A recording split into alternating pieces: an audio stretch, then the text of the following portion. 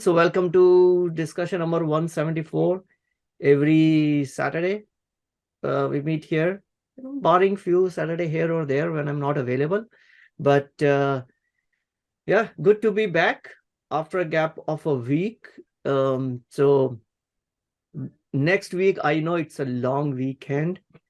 Probably we have a plan to go out as a family. So I may not be there, but I will confirm it in a day or two. I'll cancel it on a meetup if we are not meeting next week. But let's get going for today. All right. So today, like I said, I want to look at some moves made by so-called smart money, family offices, hedge funds, Berkshire Hathaway on what they bought, what they sold, because all those they came up with their 13F, in which 13F is a form which money managers above a certain amount of, those who have managed money above a certain amount have to file with SEC on what they're buying and selling every quarter. So we'll see what those whales are doing. Other thing, I want to spend some time on basic options. I'll see if we have a more crowd and what's the interest to talk about this. Otherwise, we can skip that. Of course, want to look at a few earnings and few other things that caught my eye this week. All right, let's dive into it with that. Yeah, before that, like I said, I had a great week. Last week I was traveling, and that was my first trip to Canada. It was for official work, and so you can say this is right from my hotel window. Pretty nice place. People ask me, "How did you find Canada?" And my answer was just like US, but a little more nicer people. Right? I spent only 4 days, so that's not enough time to make a judgmental call, but I really liked it. I was probably lucky that the weather was pretty nice. Spent some time in going around on next Saturday, previous Saturday and Sunday. And I also used that time to continue my reading and use my flight timing to actually start and finish a book. So instead of watching a movie on the flight, I actually started this book, and then while my return, I finished this book. Pretty good book if you are really interested in to know. And I think every investor should read this. This talks about the rise of MBS, Mohammed bin Salman, who is he now the king, or is he still the prince? I don't even know if his dad is still alive or not. But I think from all the practical purposes, he is behaving like a king, and we see how the axis of power has been changing in Saudi Arabia, and most from oil perspective. So I read this book. Pretty interesting account of what goes in minds of MBS, and how the whole the politics of Middle East, politics of oil, and more importantly, all what we saw in since 2019, 2020, 2021, where the most of the money in Silicon Valley came from, right? So a lot of this VC money, right? Even though we talk about dirty money, good money, virtue signaling, but a lot of VC money actually came from Saudi Arabia, right? Uber has investment from Saudi Arabia. Tesla has taken huge amount of money from Saudi Arabia. Plus, there were many other failed startups that have received money in 2021, 2020, 2021, 2019. WeWork, bunch of money. Right? So it's a pretty good account of how that economy is changing and how it could impact US market, because again, if you look at Saudi Arabia, they have probably the largest wealth sovereign fund, PIF, and they have been investing billions and billions of dollars across across the world, including United States. So I would say in all, it was, a time well spent for me, right? So what else? So few other things which I want to share. As always, we'll start with something food for our mind, right? From an investing perspective, facts about market, right? Market predictions give us a sense of control, right? People would rather feel like they know what the future holds rather than embracing the world, which is fundamentally uncertain, right? And that's the reason why those who predict the market get most views, right? You go to TikTok, you go to Instagram, YouTube, and throw out a bold prediction, you're surely gonna get, hundreds, thousands, maybe hundreds of thousands of views, right? If you go and talk about it, I don't know where the market is going, nobody's gonna listen to you. You won't even get invited on to talk on any of those channels, right? But essentially, if you listen to those real successful investors, no one knows where the market is going. They are very humble to admit that any of the predictions that they have made, if they have come true, that was just pure luck, right? It's essentially a coin flip. But everyone wants to like to predict where the market is going. It might give a sense of control, but eventually it's a futile exercise. Other thing, stocks tend to take stairs up and elevator down. Holding on the way up requires patience.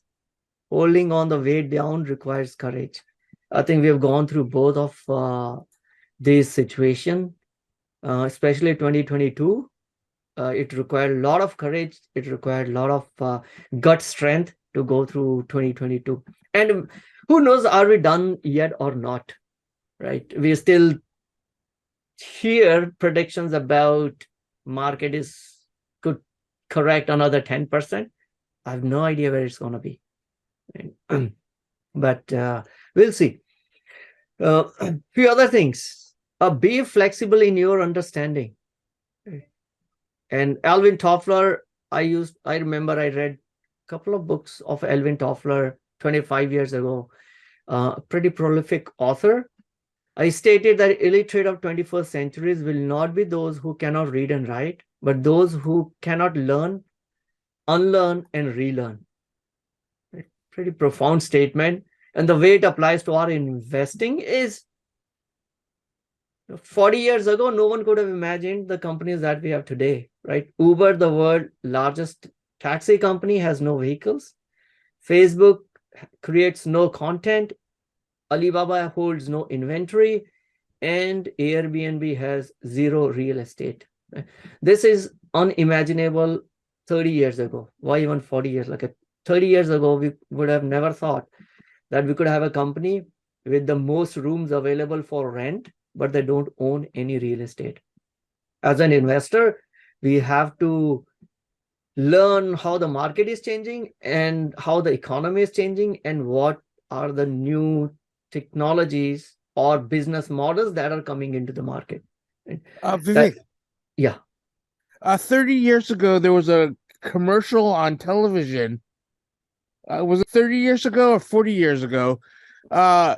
AT&T, they showed a person with a computer on the beach, and then they say these dreams will come true. And who would have known 30 to 40 years later that, or sorry, 15 years later that it would come true? Yeah. So if go back and look at a history and look at the newspaper or magazine clippings, it is replete with comments from the wise people of their times, talking about why internet will never succeed, why people will never buy things online, and jokes about. I think the most famous one is from the CEO of IBM, where he said there is need of only 5 computers in the world.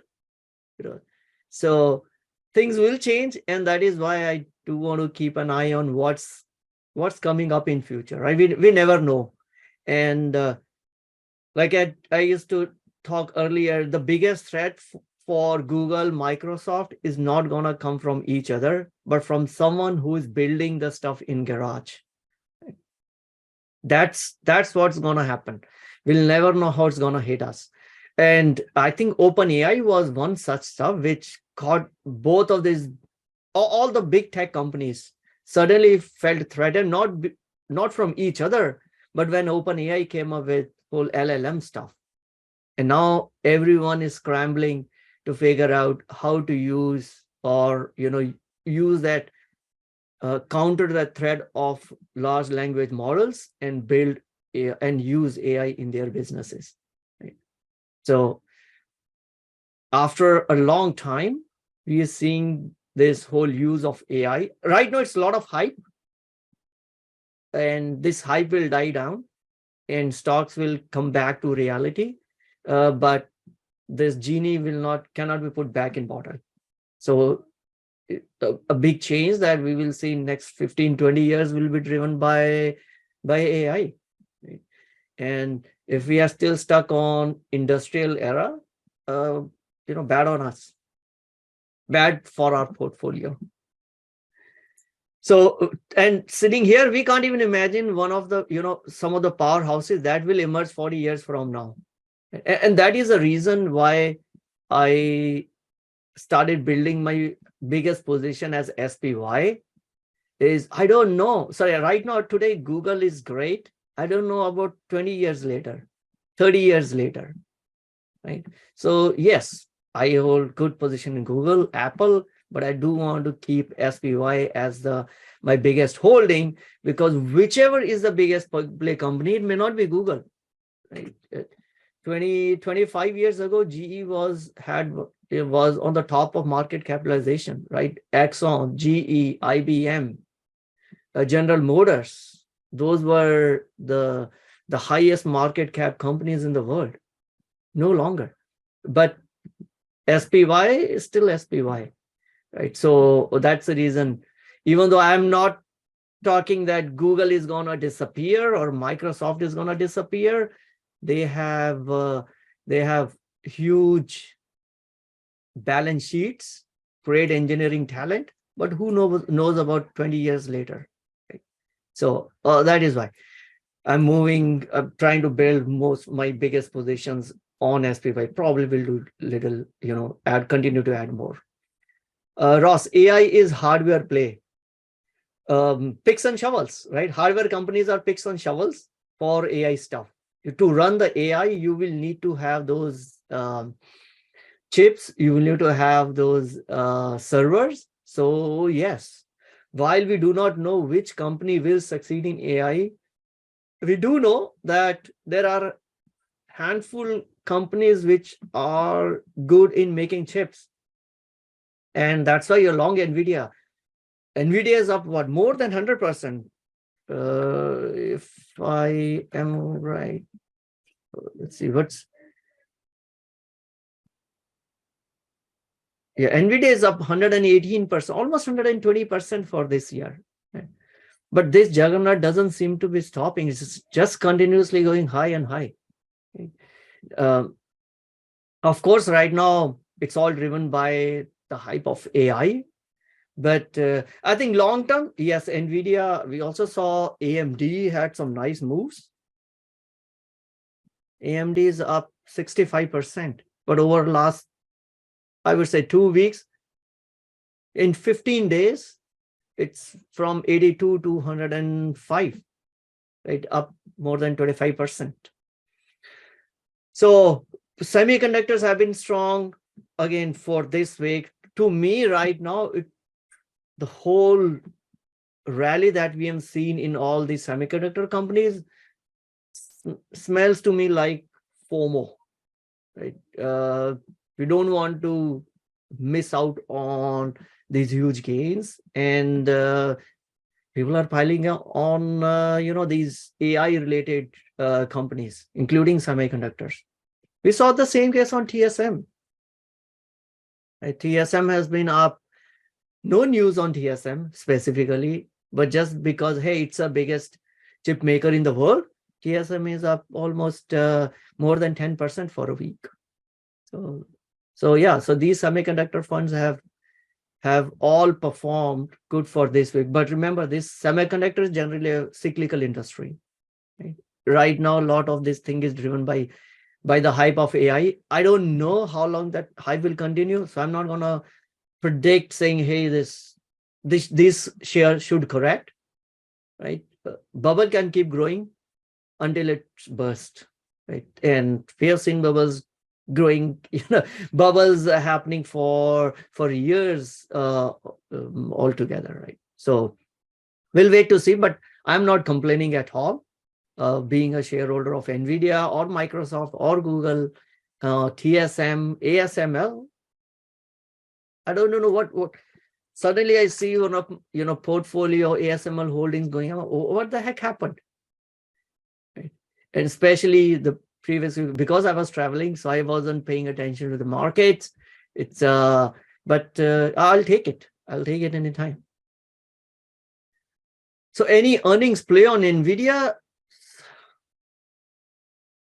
I mean, I am not doing any. I have a June option. I'm not specifically looking on doing any earnings play on NVIDIA because I already have a June expiration trade on NVIDIA. I have an iron condor, which is right now, I think the call spread is being challenged, but that's fine. I think I'm okay to continue lose on the call side if shares continue to start going higher, right? It's up.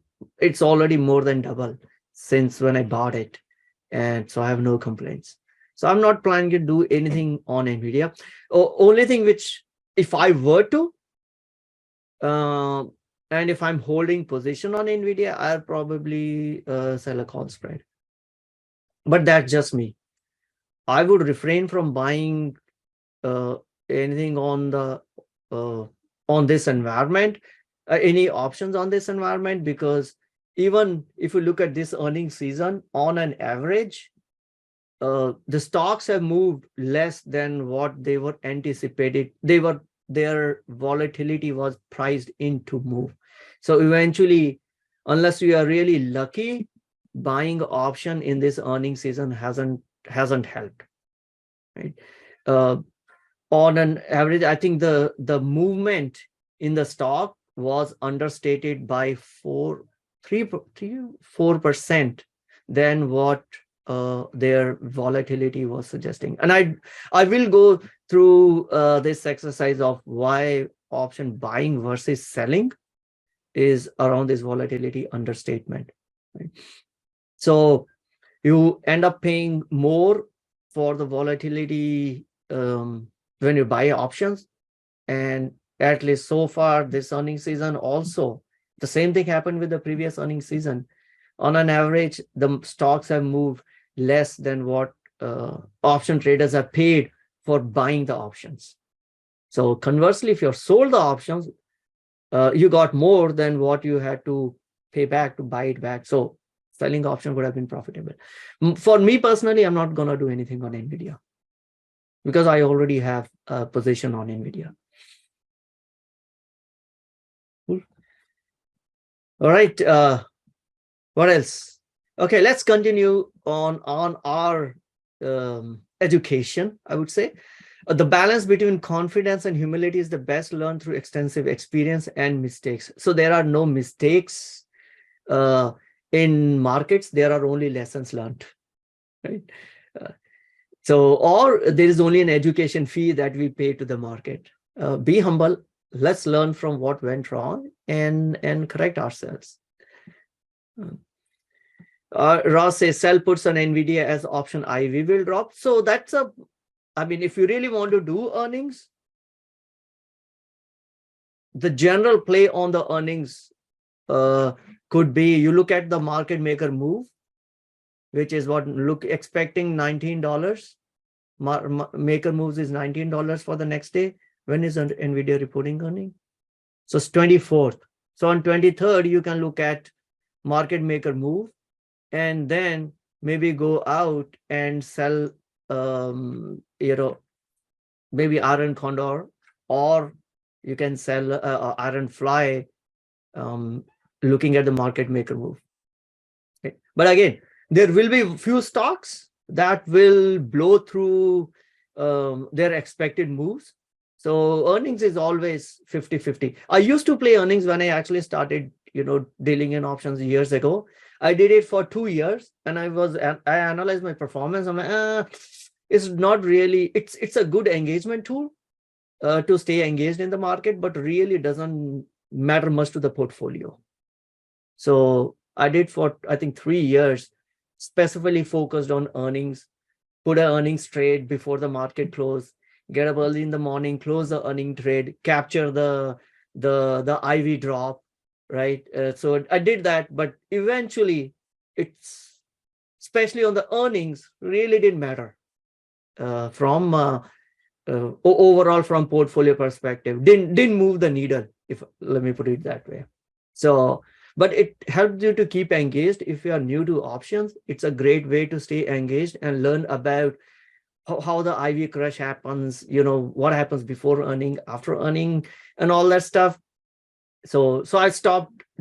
I do a very few specifically earnings trade. Maybe this year I've done only 1 or 2.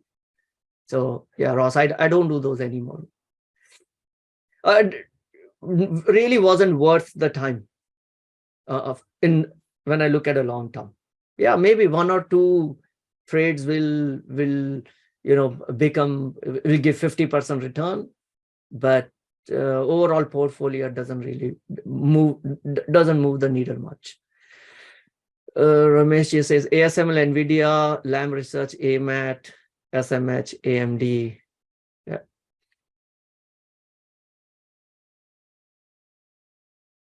Okay, all right. Now a little bit more talking about our long-term investing. A best VC or a hedge fund that you may have never heard of.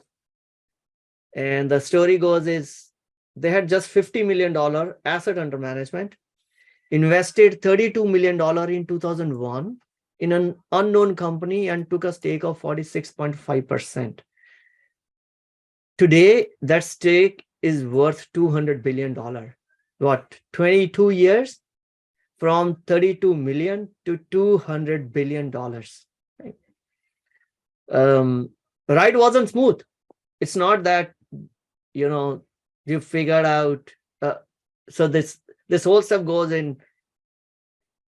When you find a business, not a company, but a business that you think is gonna grow in future, the ride will never be smooth. There will be you will have to go through drops of 50, 70, 40%, but they never sold even, any stake in that company. Continued to held through that, and eventually it became almost 200. Today it is worth $200 billion. But we don't hear about these great investors, or this is not even a hedge fund, it's not even a hedge fund. It's not even a Wall Street firm. It's a communications and the media company. Any guesses?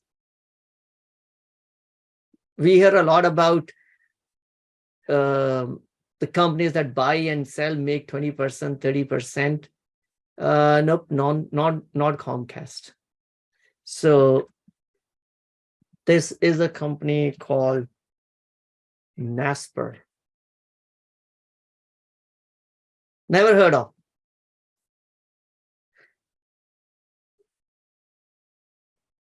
It's a South African based company, right?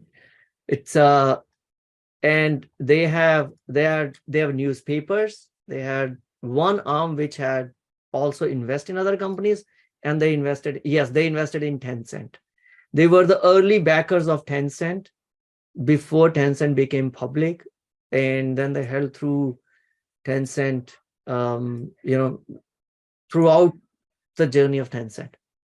That's turned out to be one of the best investment by any hedge fund across the world, right? And it came through a communication, a media company, a newspaper company, right?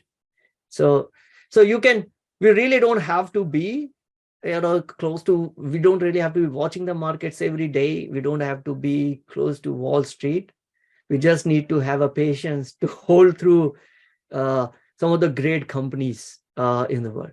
Yeah, stock has been down for 5 years, but I think the stock was down probably a lot more throughout its journey. And even with the stock down in 5 years, today their stake is still worth $200 billion.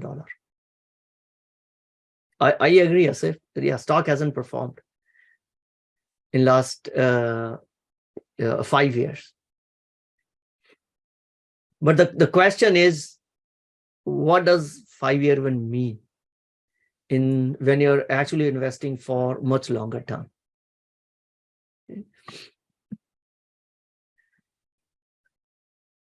All right. The other thing, again, this came from one of the books that I had read earlier, is circle the wagons, the concept of circle the wagons. And now this is what I think I have been doing unintentionally, which is, this is inspired by the stories of pioneers and settlers who were moving towards west during the gold rush and all that. Not even way earlier than that, and were attacked by Indians. The strategy that they used was to put all the valuables in the center and protect it by all your might. Right? Gather all your valuables, gather all. Now, the way an investing lesson here would be, figure out your core portfolio and protect it. Protect it that you don't have to sell it when you have a 2022 drop of COVID. Protect it in a way that you don't have to sell that, give it back to the market in 2022 when the market hasn't been helping us at all. Figure out what works for you. Right? Circle that wagon where you put all your valuables, circle your core part of portfolio and hold it so that you can enjoy the gains that come from cumulative growth over a long period of time. I chose options to help me to do that. You could choose whatever you want to. And the last one, market is forgiving. We can make many mistakes and still survive as long as you keep your position size okay. And if you be patient and hold it for long enough, 2% of your tickers could be good enough. Not every ticker has to perform. Right? And just over a long term, it becomes like a VC-like investment, that 5% of your tickers will help the rest of your portfolio. Right? Now, the question is, the time period is all that matters. So today, we say Warren Buffett is the best investor. But if you go back and look at it in the profile of Berkshire Hathaway or the returns from Berkshire Hathaway, it hasn't been the best investor every year. It hasn't returned the best, haven't had the best returns every year. The thing that Berkshire Hathaway or Warren Buffett has been best investor is not because of the returns, but because they've been investing for he's been investing for 80 years. The fact that generally we don't talk about is it not just that he's picked up the right stocks, but he held those for 80 years. He's been investing. So when you look at 30 years, 40 years, we don't really have to hit all winners. And that is why if you're holding some stocks that are not performing right now, as long as the business is good, as long as you know that you're in a market that is going to expand and you don't see any concerns from management, why sell? So these are some of my learnings over the last 2 weeks from some of the readings. All right, so I'll skip this one. I don't see not many new people here. Sometimes I see new people. Then I thought maybe I can share more about options and where they can go and learn about more learn more about options. So coming to the macro side, consumers have been resilient. Even though I think this week the retail reports, especially like Home Depot, Foot Locker, they did give us a signal that retail consumers are seeing some weakness. So we do see a chart of consumer confidence slightly coming down. What does that mean? US is mostly consumer-driven economy. So it could be maybe we'll have a mild recession, or maybe we'll not have a recession at all. We don't know. No one knows. Unemployment is still at 50-year low for now. So that is still strong. That means, I don't know. Does this number give Fed another chance to raise the hikes in June? Remember, June prediction, the market is assuming, and market has priced in 0 hike in June. But if the unemployment continues to stay where it is, and the softening doesn't come soon, I mean, we are seeing some softness in the market, but really hasn't reflected into the numbers yet. Then Fed might surprise all of us by actually increasing the rates. And lastly, the debt ceiling drama still continues. We haven't reached any conclusion. Looks like the meeting on Thursday ended up nowhere, and both sides of the aisles blaming each other, but not reaching any conclusion. I don't think US will default. So, but we will get very close to it before, eventually a compromise will be done. I think this is on Friday, but in between we saw, I think there was a statement from President Biden on maybe we are reaching some closure to debt ceiling stalemate, and we saw markets just shut up. So how are markets doing? S&P is up 9.2%. Right? And NASDAQ is up again, back up 21%. So every time NASDAQ hits 20%, we think, oh, I think it's too much. And I believe like what we are 4.5 months into the year, 1/3 of a year, and market is up 9%. If it continues to go on this pace, it might be up 40%, 50% by end of this year, which probably has happened maybe once or twice in the lifetime of market. Right? Is this 2023 gonna be that year? Who knows? But yeah, it just keeps chugging up. How much ever you try to fight it, I won't try to fight it. But yeah, of course, I had some hedges. Now all those hedges are being blown. So while those hedges worked great in 2022, 2023, not so great. But I ain't complaining. I mean, it's a insurance. Hedge is an insurance. Asset values continue to grow higher, so I have no complaints. But we'll see how long can market continue to march on its journey. I don't know what you guys are doing, what your thoughts are, but at least this especially, I think it was Friday or Thursday, I had some time. So I actually started putting some collars on SPY and QQQ. I don't know. It could still go higher. Who knows? But again, seems to be too much too soon. Largely driven by just a handful of stocks. When we talk about SPY or QQQ, it's just 7-8 stocks that are driving the markets nuts. And if I recall correctly, this is the most divergent market that we have seen in the last 50 years. Right?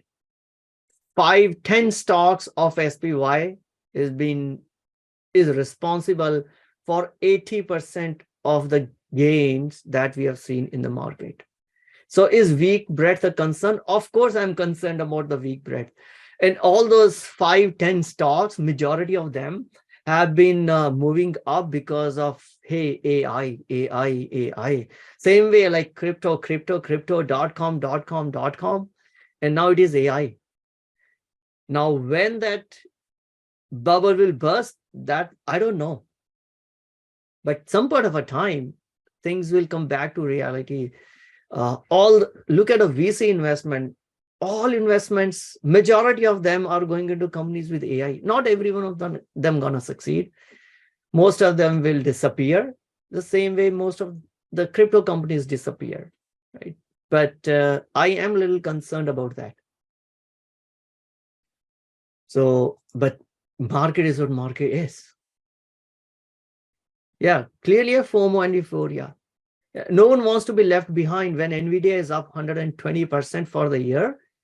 And if you are a fund manager and you haven't been invested in NVIDIA, or let's say, or I would say all these big stocks, right? Just in the last week, Microsoft is up another 3%, Google is up 4.5%, Meta is up 5%, Amazon is up 5.5%, Tesla is up 7%, Apple is up 1.5%. There has been no news on these companies. These companies have all, except NVIDIA is up like another 10% for a week. Right? As if the 100% gain year to date wasn't enough, they're up another 10%. Everyone is like, because NVIDIA, I understand their earnings are coming up, and given the FOMO around AI, if you were not in these companies earlier, maybe there's a lot of call buying going on. I didn't look at what's the put call volume going on NVIDIA, but to me, this clearly looks like FOMO, and it may not end well. So that's what I am worried. Apple, we reviewed Apple earnings, right? Revenue was down. But yeah, Apple buy back shares. So, and the stocks continue to go up. See, being selling long dated calls for 1.5 to 2 as the current price, soon short-term bearish sentiment will come. 5-year long-term seems good. Yeah, I have no concern of 5-year, 10-year. AI will be one of a big theme, which will help a lot of companies succeed. But whatever we are seeing in last 3 months, I have my own doubts that it is sustainable. Right? Yeah, this is Apple. This on Friday, Apple hits his new 52-week high. It hit at $176. Microsoft hit new 52-week high at $319. This is NVIDIA, new 52-week high at $318.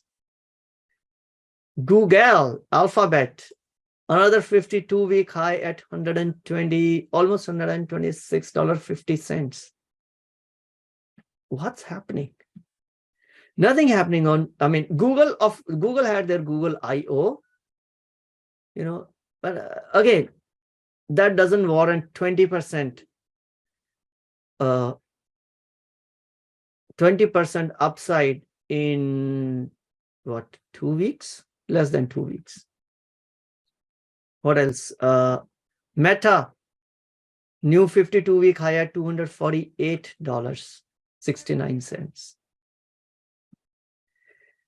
Very few stocks, and these are the big ones. These already have big market caps, and no wonder these have been driving. Even though you look at Dow is down, forget Dow. On some days we will see Dow and SPY are down, but QQQ, NASDAQ is just chugging higher. So I'm cautious on especially on the tech side. And right now, all my short calls on QQQ have been blown. I'm just continue to roll it and hold it. Yeah. So that does cause, yeah, instead of making $100, probably I only made 80 because I had to close my hedges on loss, but that's okay. I think at this point of a time, I don't want to be greedy. I want to protect my, focus on protection. Portfolio is already up decent amount. I don't have to be greedy going forward. So that's why I started putting some collars around my portfolio. Probably I will add more next week. So that's my strategy for short term. Palantir. Right? I'm not complaining about Palantir. Palantir AI, we started talking in Jan when the stock hit $6. I'm like, I need to study this company. I knew about Palantir when it came IPO. We reviewed its S1 document, did a starting position, and then afterwards didn't spend much time. But when the stock was $6, I'm like, I need to go back and study Is it business? Is it the stock issue? And then realize business is doing good and started building position on this. But is it really worth that it hit $12? Right? Last week? Probably no. So this might also, correct it. Gold has been going down because a lot of money flowing into these tech AIs. Other AI companies, I know some of them are a lot more famous. I would say more speculative. Well, let's look at those. I don't hold positions, but doesn't.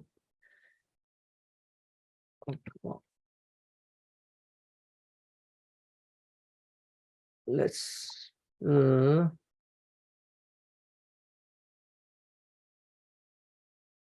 my browser hanging? One sec. Okay, let's look at. Oh, jeez.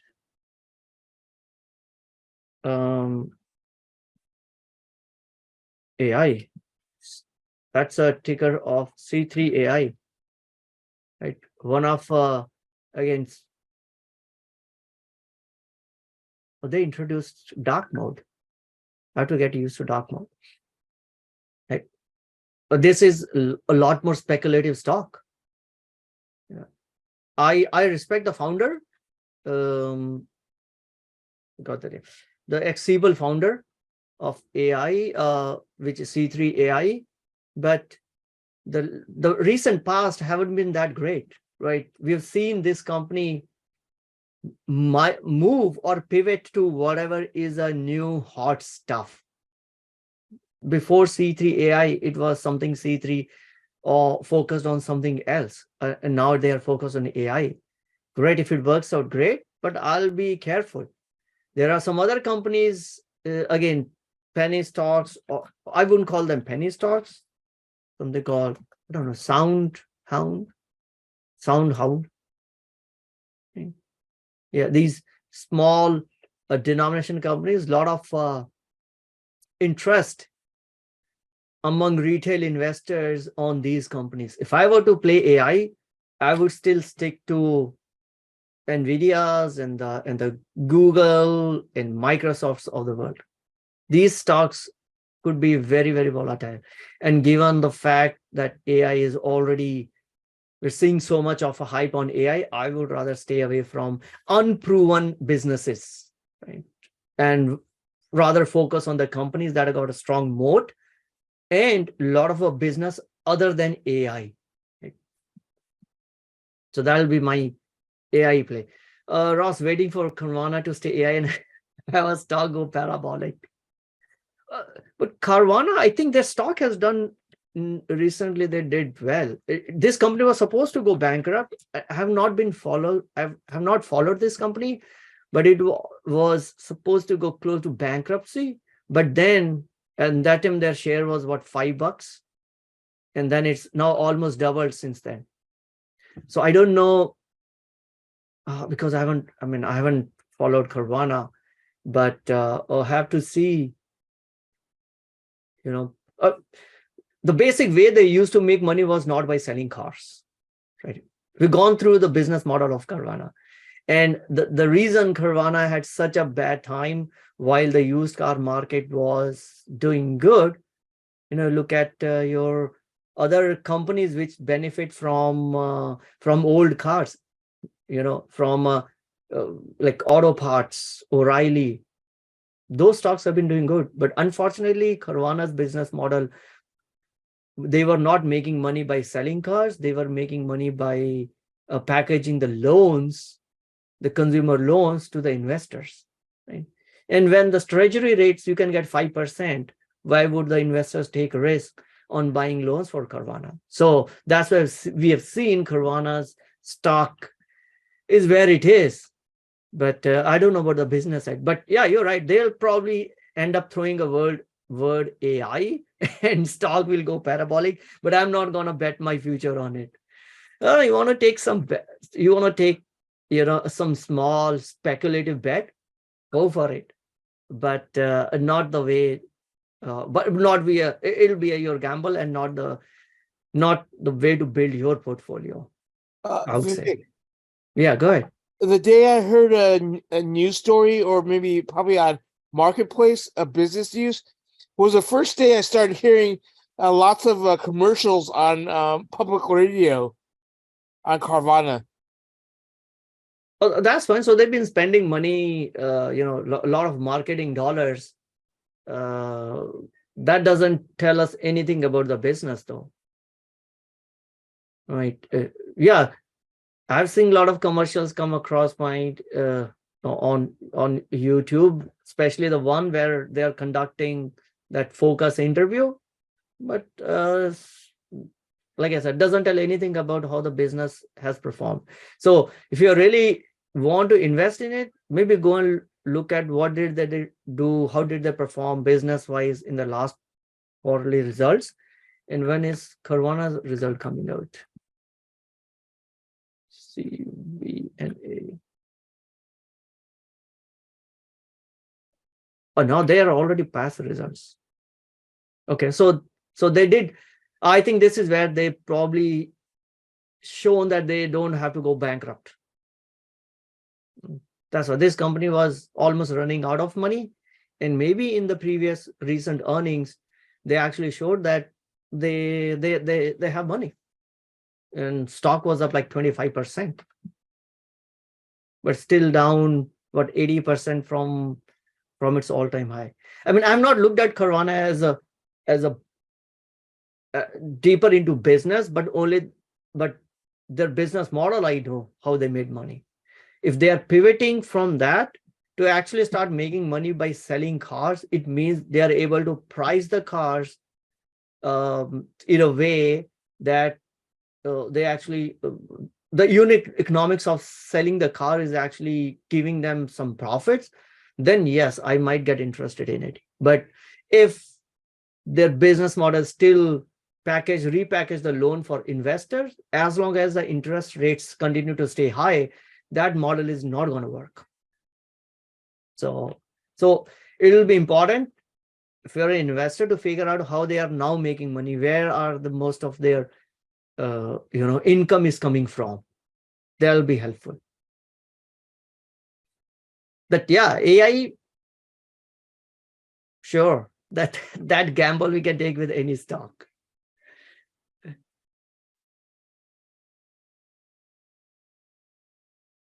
It's about any other AI stocks on your mind, or these speculative stocks? I mean, I won't call these Google and all that speculative. The reason why I brought these up, all these stocks hit new 52-week high. I think Nasdaq hit a new 52-week high on Friday. It is up 3% for the week, but mostly driven by all these big companies, right? These multi-trillion-dollar companies. All right, crypto side. Oh, I don't think I updated this chart, so maybe we'll look at live chart on crypto. What's happening on the crypto world? Oh, come on, Cloudflare. That's okay. Not much movement. Oh, I did see some movement on XRP. I don't know, maybe are they getting close to closure on their lawsuit? Other than that, nothing much on crypto side. So nothing much to talk about unless you have some questions on this. But quick updates, SEC finally responded to Coinbase lawsuit, or probably which was like, we're not going to give you an answer. So if you recall, Coinbase had sued SEC to get a clarity on, regulatory clarity on what's security, what's not a security. And SEC responded to the lawsuit because court ordered them to, so they have to honor the court order and respond. But the response was of no use. Essentially, they said Coinbase cannot force us to respond to their request in a timely fashion. We would want to take our own time. And in some cases, they cited that SEC has taken 10 years and 20 years to respond to, in past, they've taken 10 to 20 years to frame their policy. So no, this doesn't apply.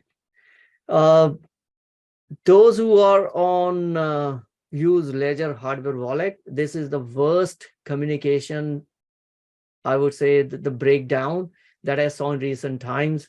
Ledger blew up the trust, and the crypto Twitter was all, blowing around, and the fire, basically looking for blood from Ledger executives. So if you are really interested in this, if you hold Ledger as a hardware wallet, you may want to go and listen to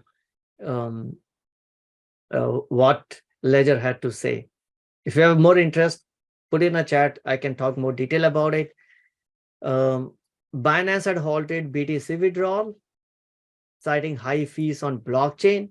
But some people also say it has nothing to do with the, of course, Bitcoin blockchain had the fee jumped up like some 1,000% because of now we are minting pictures, we're minting NFTs after that whole inscription and ordinals protocol came in. So Binance said that they are not allowing withdrawals because the fee is high. Who really knows what is going in with Binance? But eventually, then they allowed it later on. Bitcoin 2023 conference is in progress in Miami, or maybe it is finished. I don't know, 18th, 19th. Is it today also? But right, I mean, if it's not done yet, probably is in progress.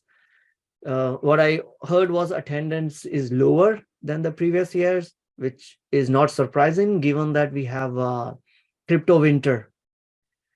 A bipartisan Security Clarity Act was put forward by, forgot the name of those lawmakers. One lawmaker from a Republican and one from Democrat side.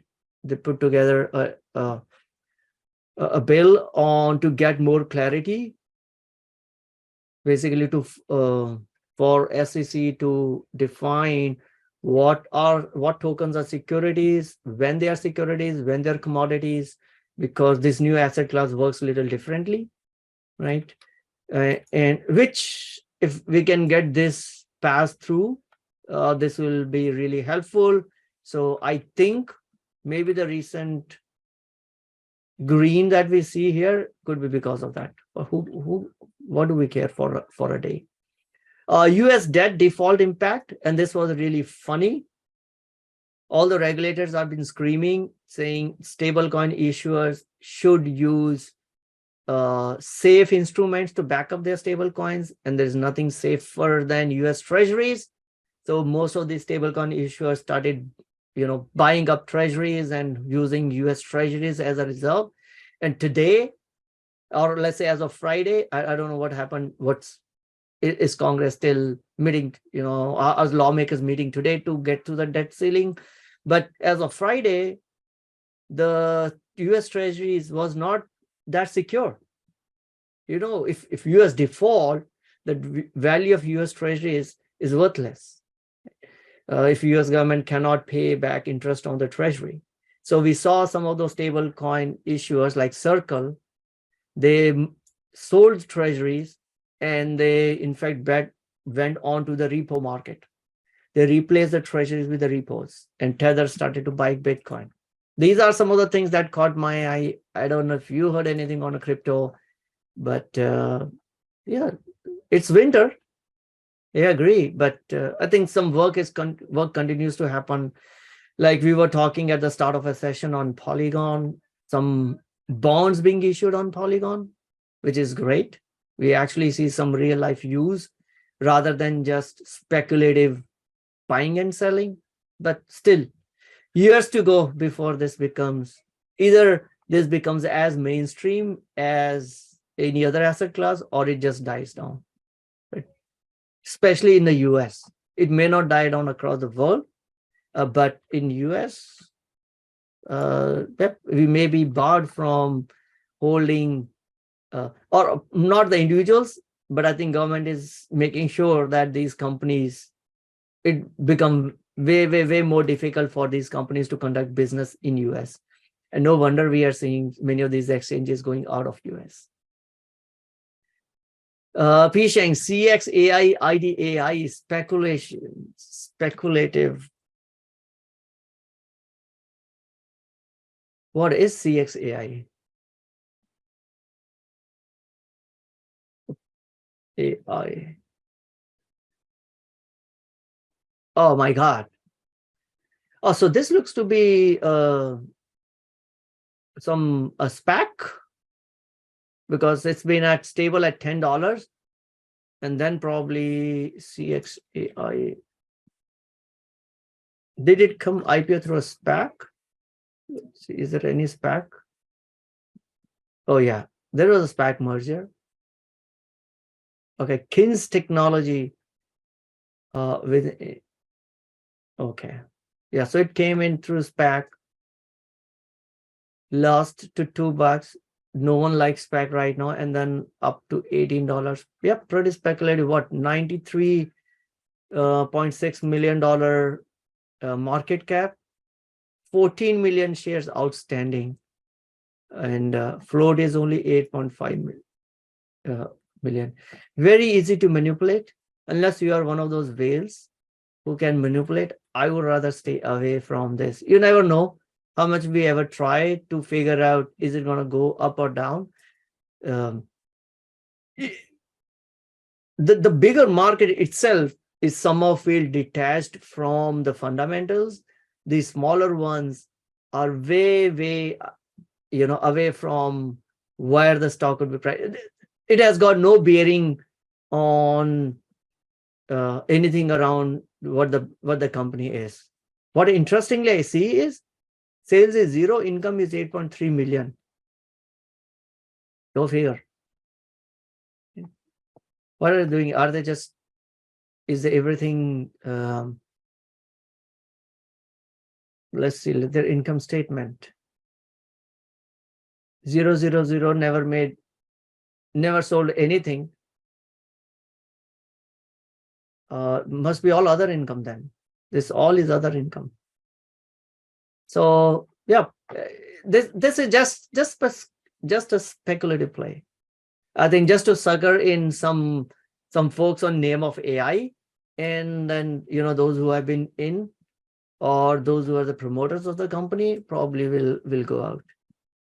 IDAI, T-stamp.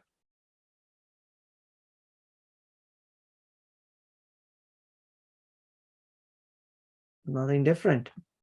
3.36 million of float.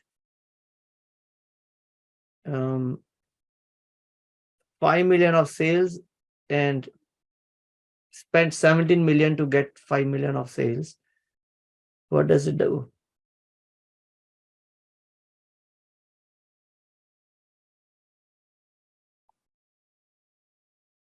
As I said, it's a speculative stock. Oh, geez. Trust stamp. In identity companies, I've heard many. I've not heard of this, but this is not a space where I spend a lot of my time on. So maybe this may be a genuine company. It looks like they do have some income, though, like, minuscule. Not a AI play, for sure. Yeah, they could call, and we are going to use AI to weed out, hackers, but that's it. Yeah, again, speculative. All right, let's move on. Earnings next week. Still some big names are yet to report earnings. That was a little surprising. We have a Zoom, again, the darling of COVID. Have to see how this company has performed. Overall, I think Zoom management was good. I like Zoom management because even before the COVID, they were one of a few companies that when they became IPO, they were already profitable. Right? But of course, during COVID, the stock price got completely detached with the current business, but it was all priced on how it's going to grow over next 5-10 years, and we all assumed that the rate of growth that we saw in COVID will going to continue, which of course it has not. And so Zoom is came back to earth from sometimes from 400, what was it? Well, at some point of time, it was like 570, almost $600 to now $70. But still, from a product perspective, I think this product is still good. I mean, in our company, we use both Zoom and Google Meet, and invariably we'll use Zoom and not Google Meet because it's so better and easier to use. So, I mean, if you want to initiate a position, to me, I mean, it's from a long-term perspective, probably the price point now seems to be okay. Right? Again, not an advice. I don't hold any positions in Zoom because I hold ARKK, and I know that they have these positions on Zoom. What else? Other big ones: Intuit, Palo Alto Network, NVIDIA. So we'll know what happens to NVIDIA. Snowflake is another one, which had a huge, huge stock price gains during the COVID. The only, I think, concern I had with Snowflake was their valuation was super high. So unless they continue to grow more than 100%, these companies, we can't justify buying that company, at that price point. But we'll see. I don't hold any Snowflake, Costco, Workday. Yeah, so some of these looks like a few SaaS companies have yet to report earnings next week. Zoom went down last 3 earnings. I didn't check. I don't hold Zoom. Yeah, like not last. So previous earning, it was up 1%, 3%. Yeah, this is where we saw a huge drop of almost 17%. I didn't check what happened again on earnings. What a stock does, why it does, it could be very short term. So just don't go by what the stock did after earnings. Maybe go and look at the earnings report and see how what the business tells us. So that reminds me, on Home Depot, there was a lot of chatter on Home Depot because Home Depot missed their estimates. I think I'm going to talk about Home Depot if time permits, but let me just, because we brought up what the stock did after earnings. So Home Depot missed their estimates, and I think CNBC and other financial media was all over the fact that rather than saying missed estimate, it was more of Home Depot had the worst quarterly earnings in 20 years, because I think last time they missed these estimates like this was 20 years ago. But the stock is up like 15 times, not 15%, but 15x since that 20 years. So and I think on Home Depot, after earnings, stock was down maybe 1%, 2%. Stock didn't move much, but I won't pay too much attention on what's happening on one particular earning. See if you find a pattern. Right? See if you think that the business if the subscribers, in case of Zoom, if the subscriber is going down, or if the revenue is going down. If not, and if the valuation looks okay, then why not? Intuit will be heard by IRS working on free tax filing. Free tax filing was in news. I was happy, but I think there's a huge lobby. I don't know whether it will succeed or not. This time it is coming from IRS, so who knows? Maybe it has got some legs, but we have seen similar initiatives being scuttled by lobbyists and mostly driven by Intuit. Do you follow Palo Alto Network? No, I don't closely follow it because I don't hold in my portfolio. But this is, but all I heard about Palo Alto Network. It's a good company. I don't know about whether it's a good stock or not right now. Right? So that's something which we may have to look in to see what's the valuation of Palo Alto Network.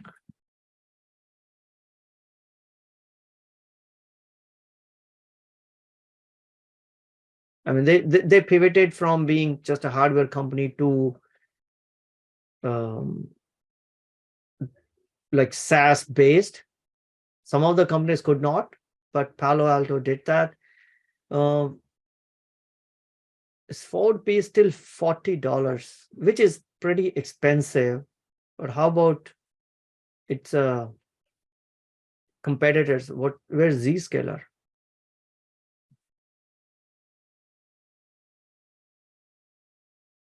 $62 still expensive.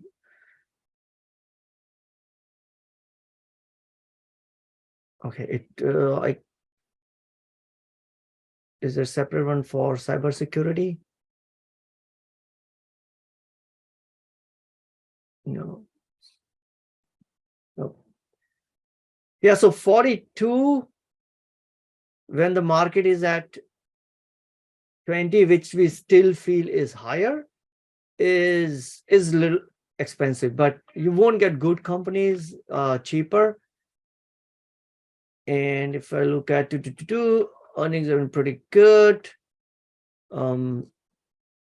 This is not Palo Alto PNW. There we go. So earnings growth, EPS has been over 47%. 30,000 employees, $34 million of income, which is minuscule, and that's why we see P is at 2,000 dollars. Sorry, 2,000. $6 billion of sales, and sales have grown every year, which is what I would like to see. Share headcount is almost the same. Return on investment hasn't been that great. Percent. Yeah, so if I were to buy a new ticker and want to pick Palo Alto, I'll maybe start very small.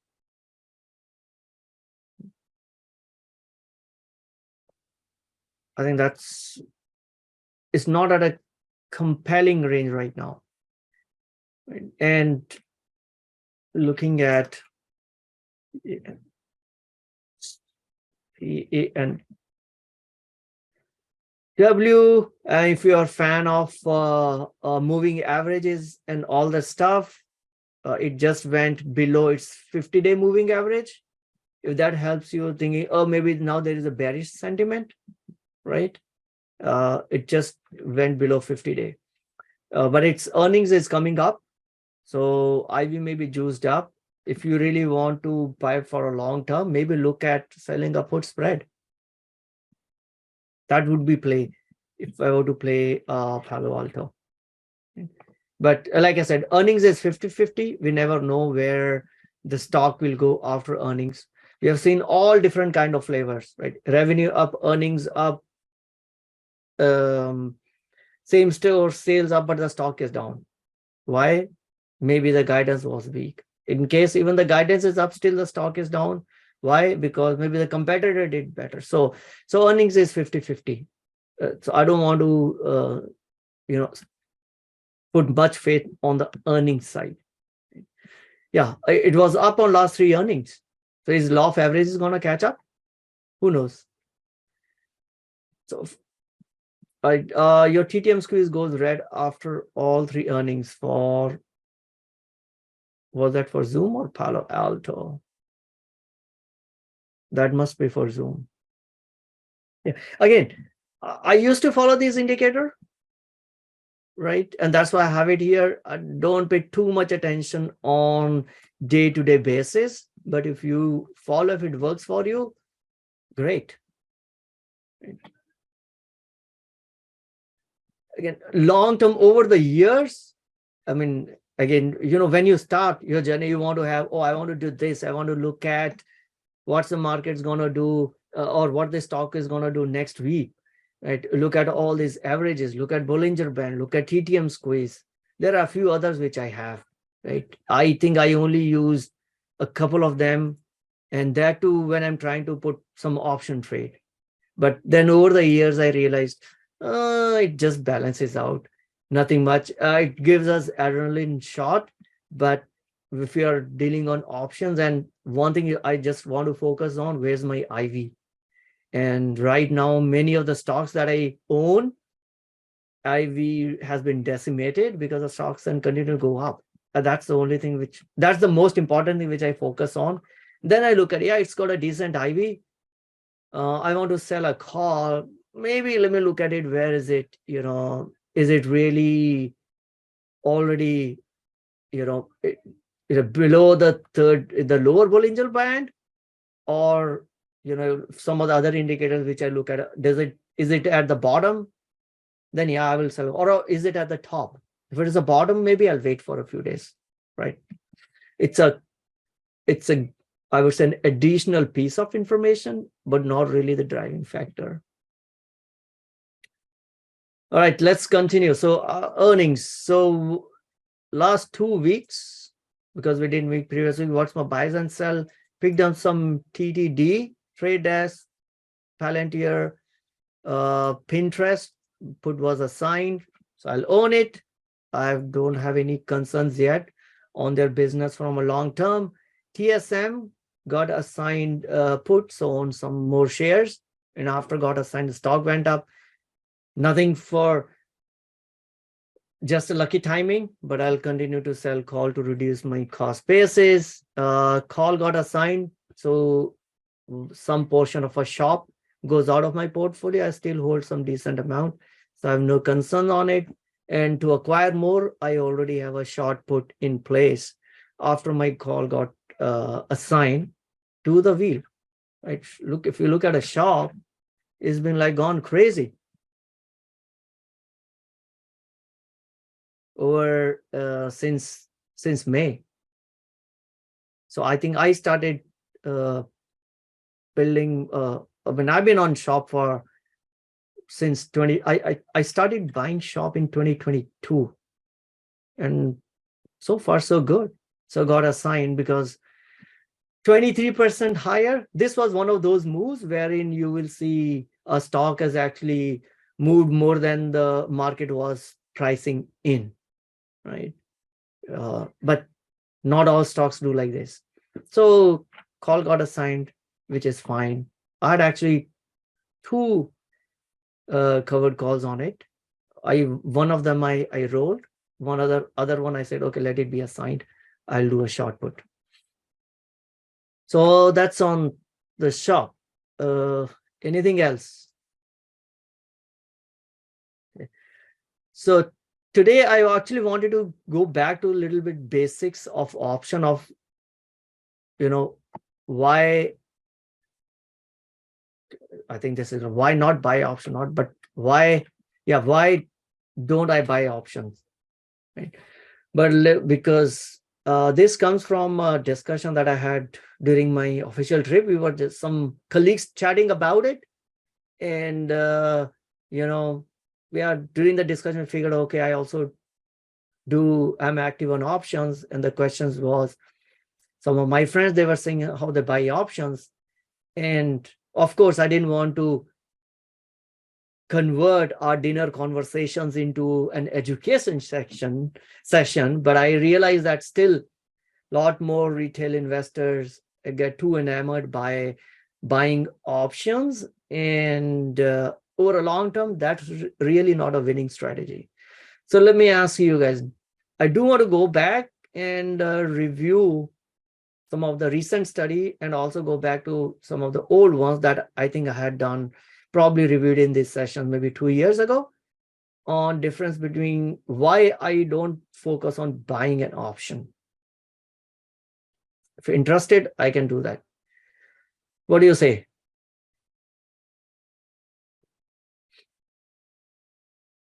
There's a sign, there's a math behind this. Okay, so I see, all right, couple of them. So this is the recent one. So let's go through this.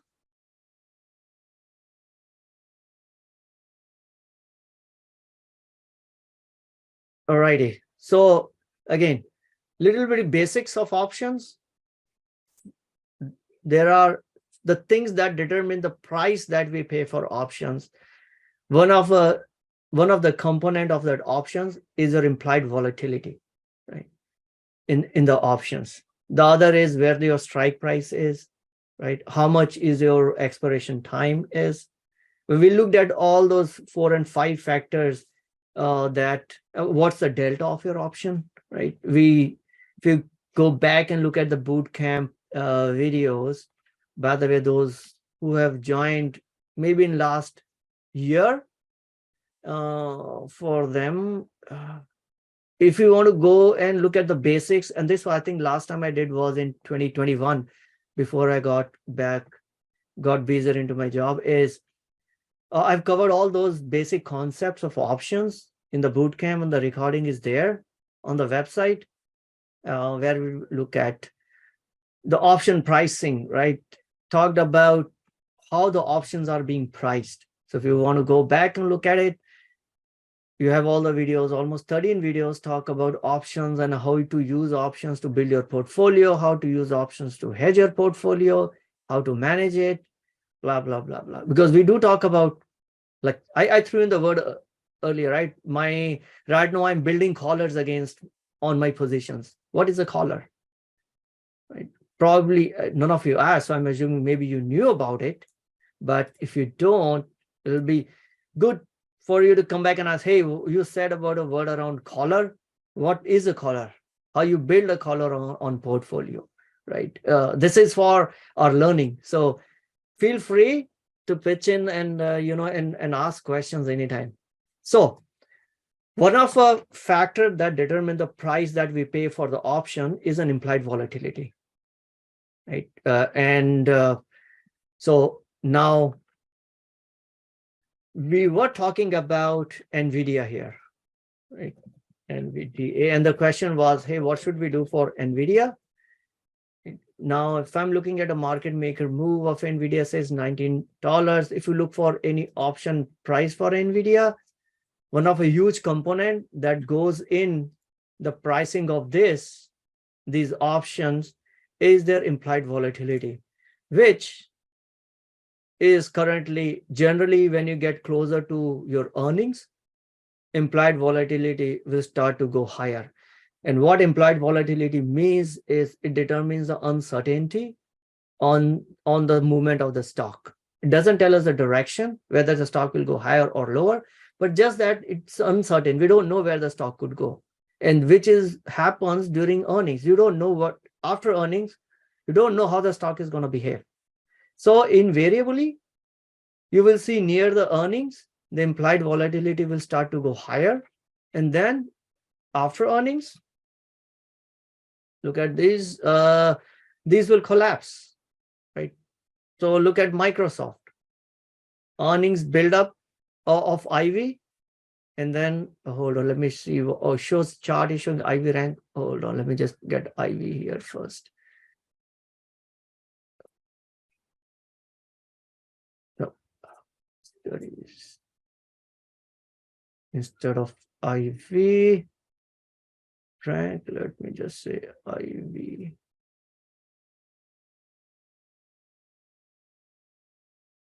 Okay, so IV built up, earnings announced, you see IV just dropped. Then over a period of time, IV build up, earnings announced, IV drop. Over a period of time, IV build up, earnings announced, IV dropped.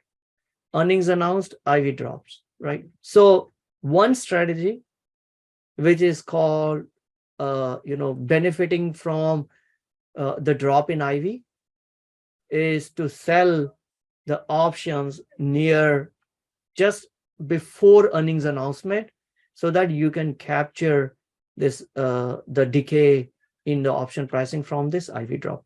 Everything else, we don't know where the stock will go.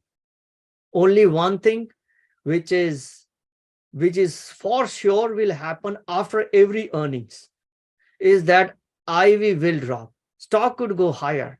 In this case, stock actually went higher, IV drop. In this case, stock went lower, IV drop. In this case, stock went lower, IV still drop. In this case, stock was higher, IV will still drop.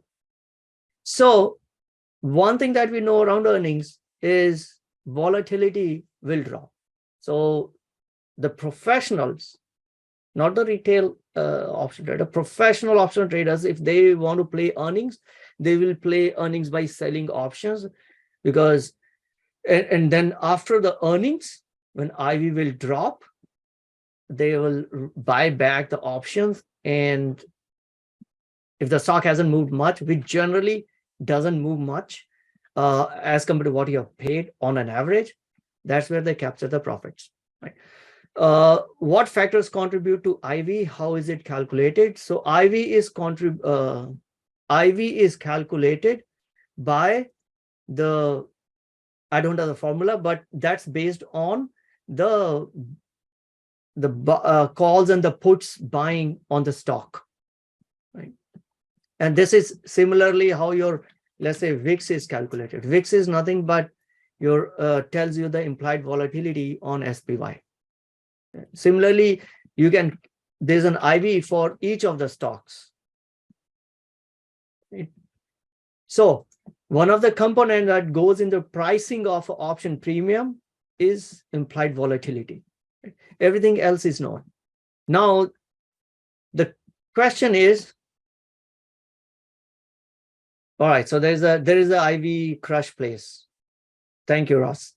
Now the question is, if the IV is high and I'm buying option or whatever, if I'm buying option, I'm paying for that IV, the implied volatility, which will, implied volatility will kind of give us an indication of how much the stock will move, right?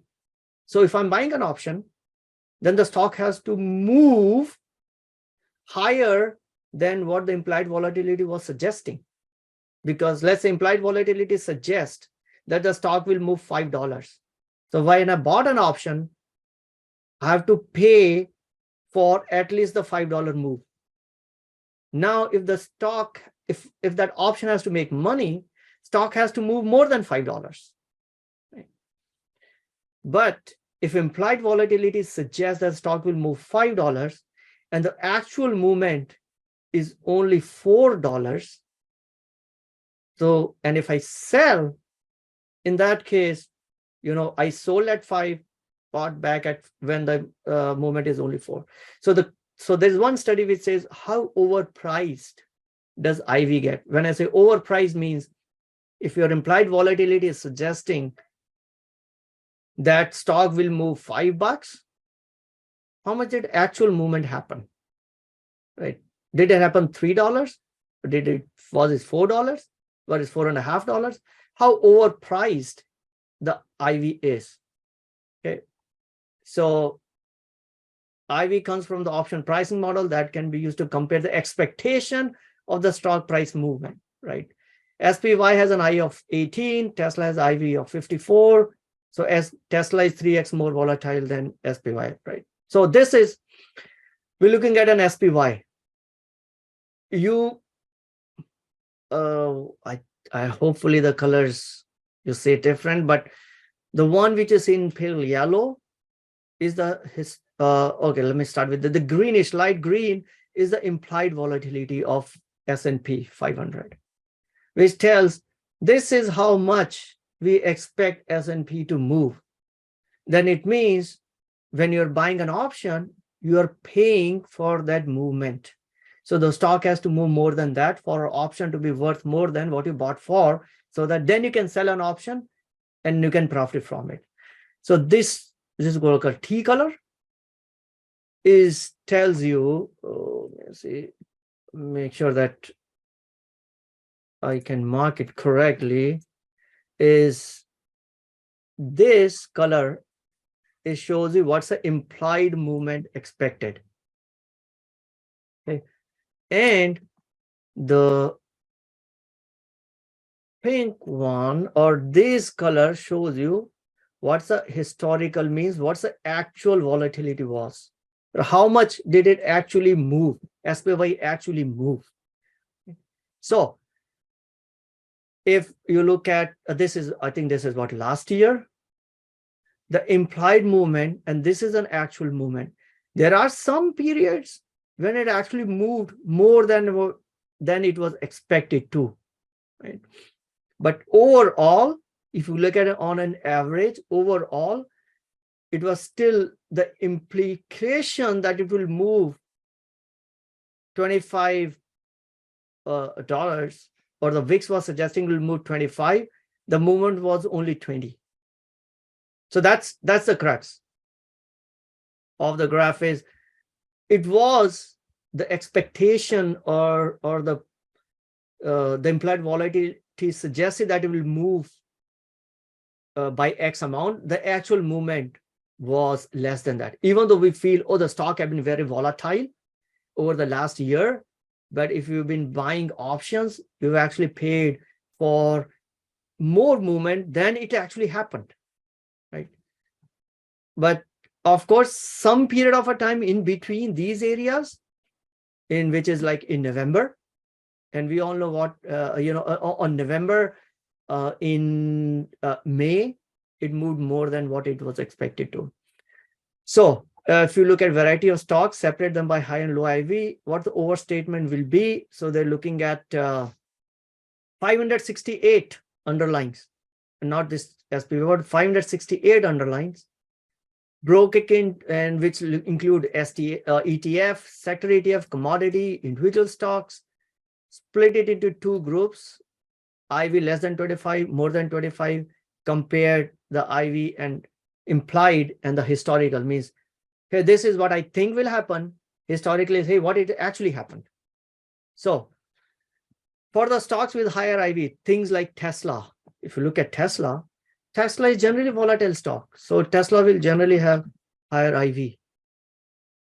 Today, Tesla's IV is 49.8. Right? Stocks with a lower IV. Give me some stock that is not talked about generally. Let's see. Costco. Right? Food staples. This IV is 24. So you have a stocks on higher IV, greater than 25, IV less than 25. What you're paid for is average IV is 36, but average movement, the historical or the actual movement is only 32. So you got a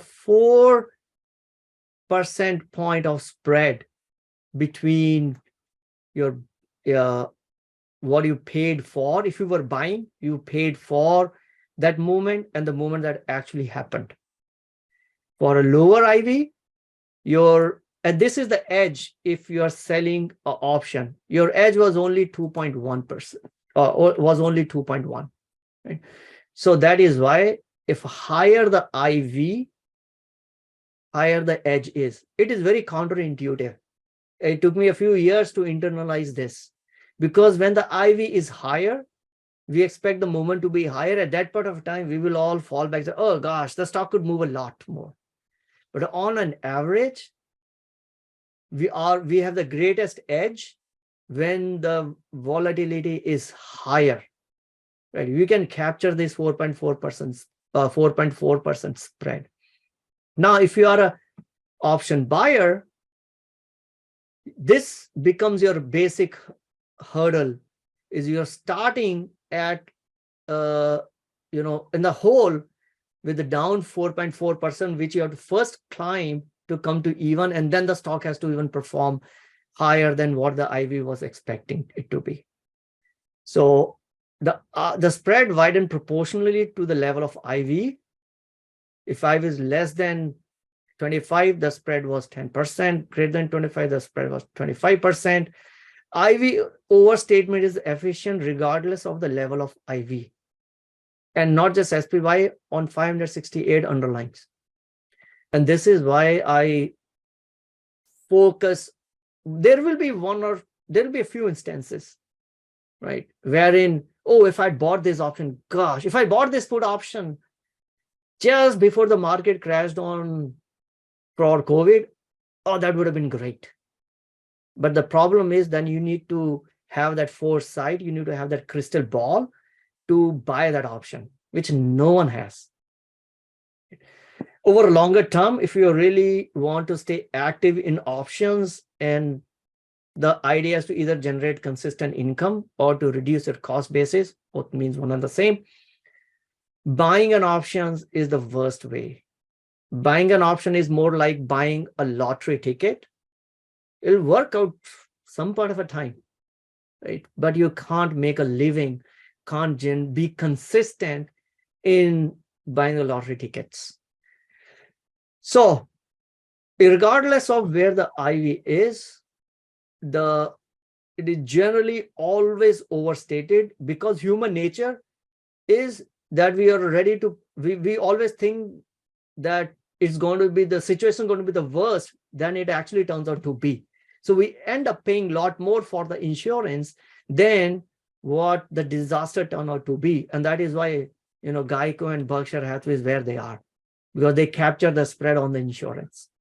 So that was one study, and this is the recent one. So I thought I'll share with you guys. This came in like this week, but is it only happening this week? No. Previously, we looked at others one, right? Now this goes back 2006 to 2020. The red one is implied, what the option pricing suggests that stock will move. White one, how much did it actually move? And this is on SPY. So over what now 14-15 year period, you see the red is always above the white. And if you've been buying option all through this period, you lost money on buying options, except when you had 2009, when the market bottomed out, except when you had 2012, when I think there was a talk around Fed trying to pivot from, try to increase the rates. 2016, 2018, December, 2020. 5 or 6, very few instances, right, wherein you were able to, the stock moved, market moved way more than what the option pricing was suggesting it to be. In those cases, pays great to buy the option, because you bought it for $50, market moved way beyond what the premium was suggesting, so your option will be worth a lot more than what you paid for. Right? But over the last 15 years, few instances, that's what, wherein it has over performed, or IV was understated. Majority, on an average, it is always overstated. Other one, right? The VIX is what measure the implied volatility of SPX. From 2004 to 2016, average, it was overstated by 3.4 points or 3.4%. So if you're buying, let's say, options on SPY, if you think SPY is going to go down, and you buy a put, and if you continuously do that, maybe this time you're lucky, SPY will actually go down next week, and you bought the put, but that's just luck. That's not math. That's not a sustainable way to trade on options. Time and again, if you look at the studies of last 20-25 years, over long term, I'm not talking about I got lucky once. Over long term, VIX, over 20-year period, VIX have been overstated by 3.4 points or 3.4%. Means if you bought an option, you're already starting 3.4% lower. So SPY has to move 3.4% to compensate for the extra premium that you have paid. And then it has to move more than that for whatever delta you bought your option at. And then you have to pick the direction correctly. And then you have to pick the time frame correctly. Because if you buy options, they keep on, it's like a leaking bucket. You got a leaking pail of water, and the value of that option will continues to decrease because of theta decay. So if the stock doesn't move really quickly after you bought an option, it took its own sweet time, you lost a lot in theta decay. So the stock movement has to also compensate for the time decay. Right? Going back to the components of option pricing, how much time left to expire, right? And less time left to expire means the value of the option price will continue to go down. What's the IV? What's the strike price? So that's the reason I still see, and I also, sometimes I will join and pop into some of these sometimes Twitter space, because while I'm walking, it helps me, and I can put on and hear people talking about, especially retail investors talking about, well, buying these options left, right, and center to capture the market movements. These will work 1 year, maybe work on one particular earnings, and you'll hear them coming back and talking about how they made 200% on that option. Wait for 5 years. You may not see those people coming again on spaces, right? That's not a long-term sustainable strategy.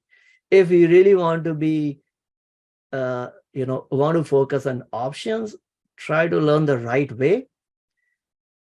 People get put off by selling options because, hey, there's a risk involved in it. And that's where a lot of other stuff comes in, that what we talked about in the bootcamp is position sizing and all that stuff. Right? If you manage your portfolio nicely, don't get too greedy, manage the position size okay, you don't have to worry about the drops that we had seen like these in 2020, right? No margin calls.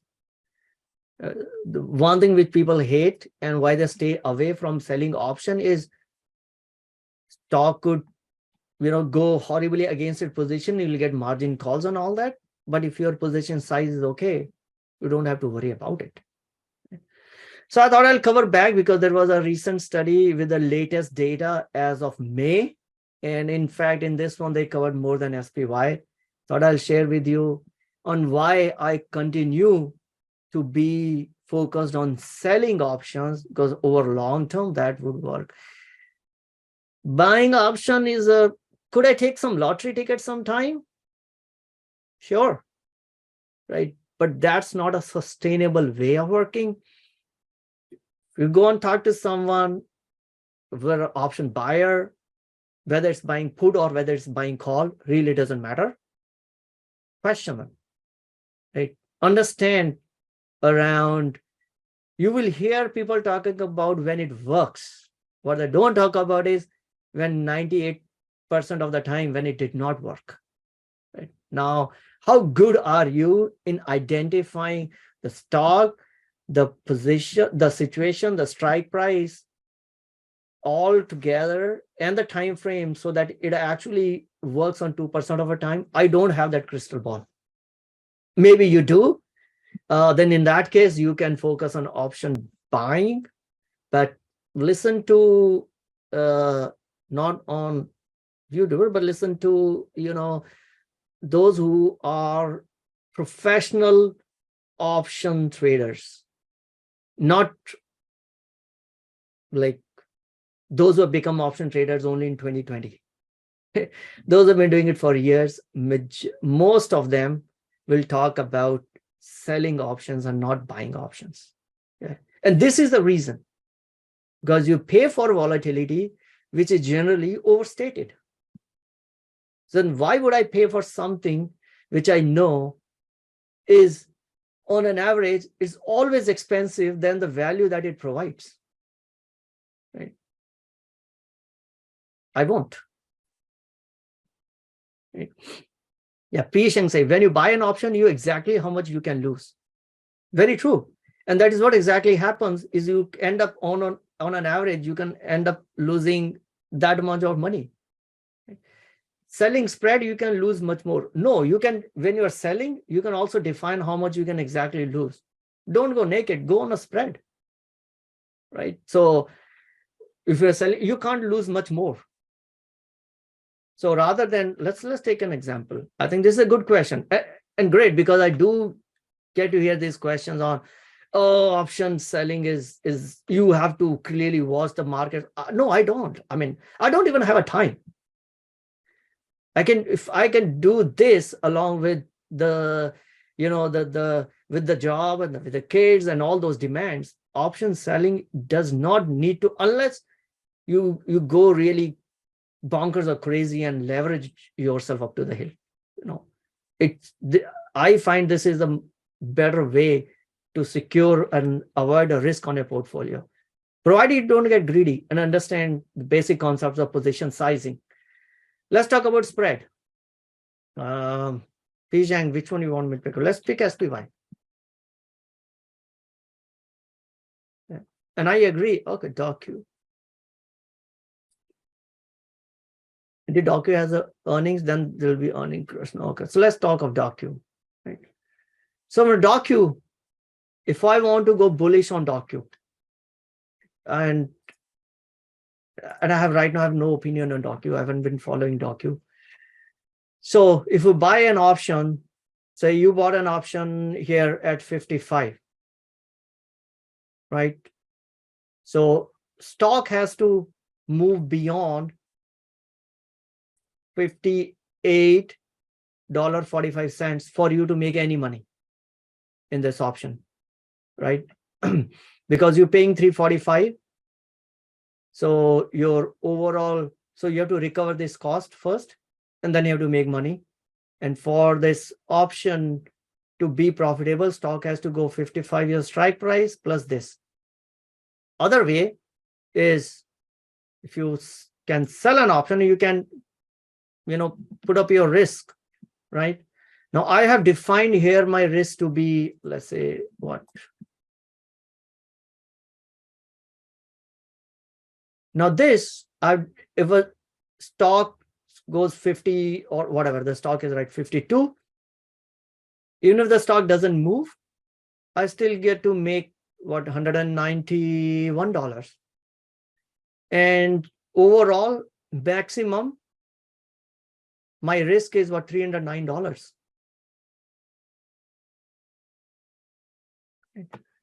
I collected 400 selling spread, but lose more because it moved past my strike price. No, the provided you have closed the spread before their expiration or on the day of expiration, you won't have lost money. And we have covered these scenarios multiple times on how some of the, and again, you'll hear some of YouTubers talking about, oh, in a spread, you can't lose more than the width of a spread, but there's a catch. You have to close your spread just before expiration, because once it expired, you no longer have this protection, and you probably ended up into that scenario. In this scenario, let's say on docu, I don't care where the docu could go down to, it go down to $10. My loss is going to be $309 only. Right? Now, if I let it expire and say, let's say docu fell to $20, and I did not, close my position before expiration, and even in that case, you have this your long put, it will get automatically, if this is in the money, it will get automatically assigned. So if you close this, there is no way you can lose more than your $309.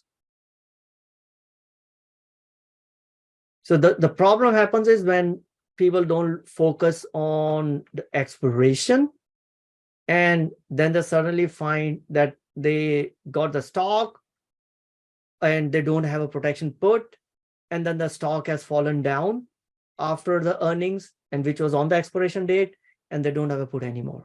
Let's say, let me put it this way. Say you bought this, you sold this put option, and on the expiration day, stock is at 55. Okay. And you didn't close this trade, you didn't sell this, bought back this put spread. If you had bought it back, you probably would have made $180. You didn't buy it back because they said, yeah, stock is at 55. And earnings announced, the trading day is closed, earnings have been announced, and then stock has fallen to $20. Okay. Remember, stock can get assigned you after market closes. And if you're not paying attention to it, you will get assigned at 52.5. And you don't have this protection anymore. So next day, what will happen is you get assigned the stock at 52.5, and then now stock is trading at $20. You lost $3,000. Otherwise, there is no way to lose money on spread if you close the spread. And this is a scenario which we did because there was a news in the financial channels on how option is risky and how someone who did a Tesla trade. I remember, I think it was Tesla. He thought that the exposure was $5,000 or maybe $2,000. That was the width of the spread, and ended up losing like $25,000. This would be a scenario in which you could lose it. Do it the right way. And in this case, you're actually, your risk is $309. You make $109, like 30%. But what people get attracted towards is, hey, I'm going to buy this 345. And after earnings, stock is going to go to 70, 80. Say stock goes to 70. Your option that you have, or, just before earnings, the stock will go to, or I don't know, before the expiration period, let me put it that way. Stock goes to 70, your option will be worth $15. So from investing $3, you made $15. That's what attract most of the retail investors, because, I can make so much money. But guys, these are where the lottery ticket stocks don't move like that. Unless you have a crystal ball, you can't figure out when to buy this and when to expect these big movements. So, and that is why, I would rather focus on selling it, because I know I already have an inherent mathematical advantage, which is that the fear is overstated, and we end up paying more for a fear premium than actually what we get a benefit from. That is why insurance companies make money. And then I want to be on the side of the one who's actually selling the insurance. Just want to make sure that I don't go too big on one, so that I don't sold all the insurance in Florida in a particular zip code wherein the hurricane hits. And that's not my 80% of my business, because if I do that, I'll be out of business. That's where we say keep your position size small. That's where the position size comes in. Okay, I see another one. I sold May 51 call, bought 54 call, then bought back May 19 at 350 with a high loss. Stock went to 53.4. So you were bearish. Either you were bearish on this one. So, but still your risk, in this case, your risk was defined for $300. You wouldn't have lost more than $300, because 51 you sold, 54 you had bought the call. So you have basically, you're selling a call spread with a $3 wide spread, and maximum you can lose is $3. So if you had bought it before your expiration, you wouldn't have lost more than $3. So you knew upfront how much max you can lose. So saying that, hey, if I buy option, I know how much I can lose, and when I sell options, I don't know, that's a statement which I'm saying that's untrue. You can define your risk in your option when you're selling it.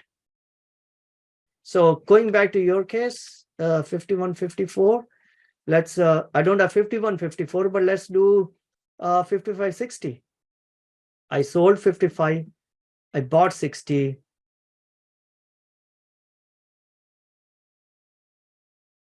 In this case, sure, stock could go to 60, stock could go to 70. The width of it is 500. I already got what, $168 as a premium, which is in my pocket. Maximum my loss would be $332. So I know on the day when I put a trade, how much maximum I'm going to lose. So you could construct a trade to go risk defined, or if you're crazy enough, I mean, or you could go as undefined risk. I don't suggest anyone to do undefined risk unless you know how to do risk mitigation steps. I mean, I do undefined risk, but I don't do it on individual stocks anymore.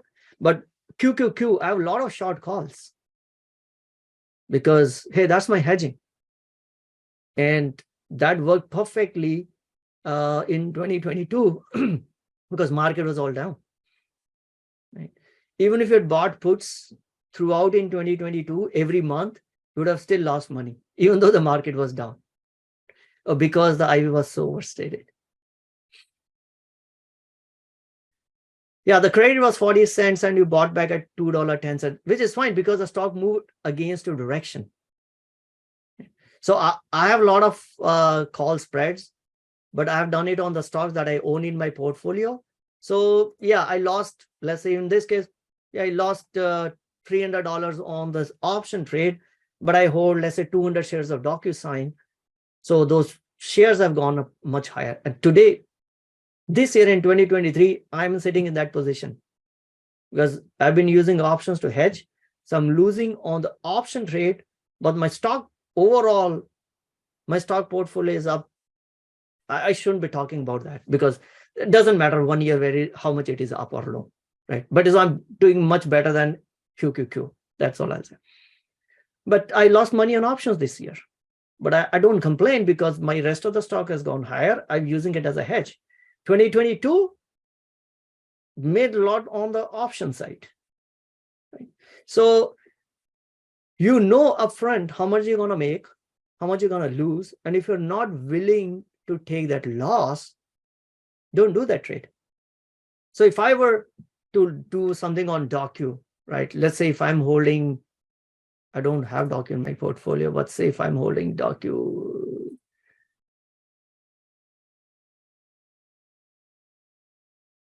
shares. All right, if I hold Docu 100 shares, no, NVIDIA is coming up for earnings, right? So NVIDIA I already have position. So it will mess up the graph. So let's talk about Docu.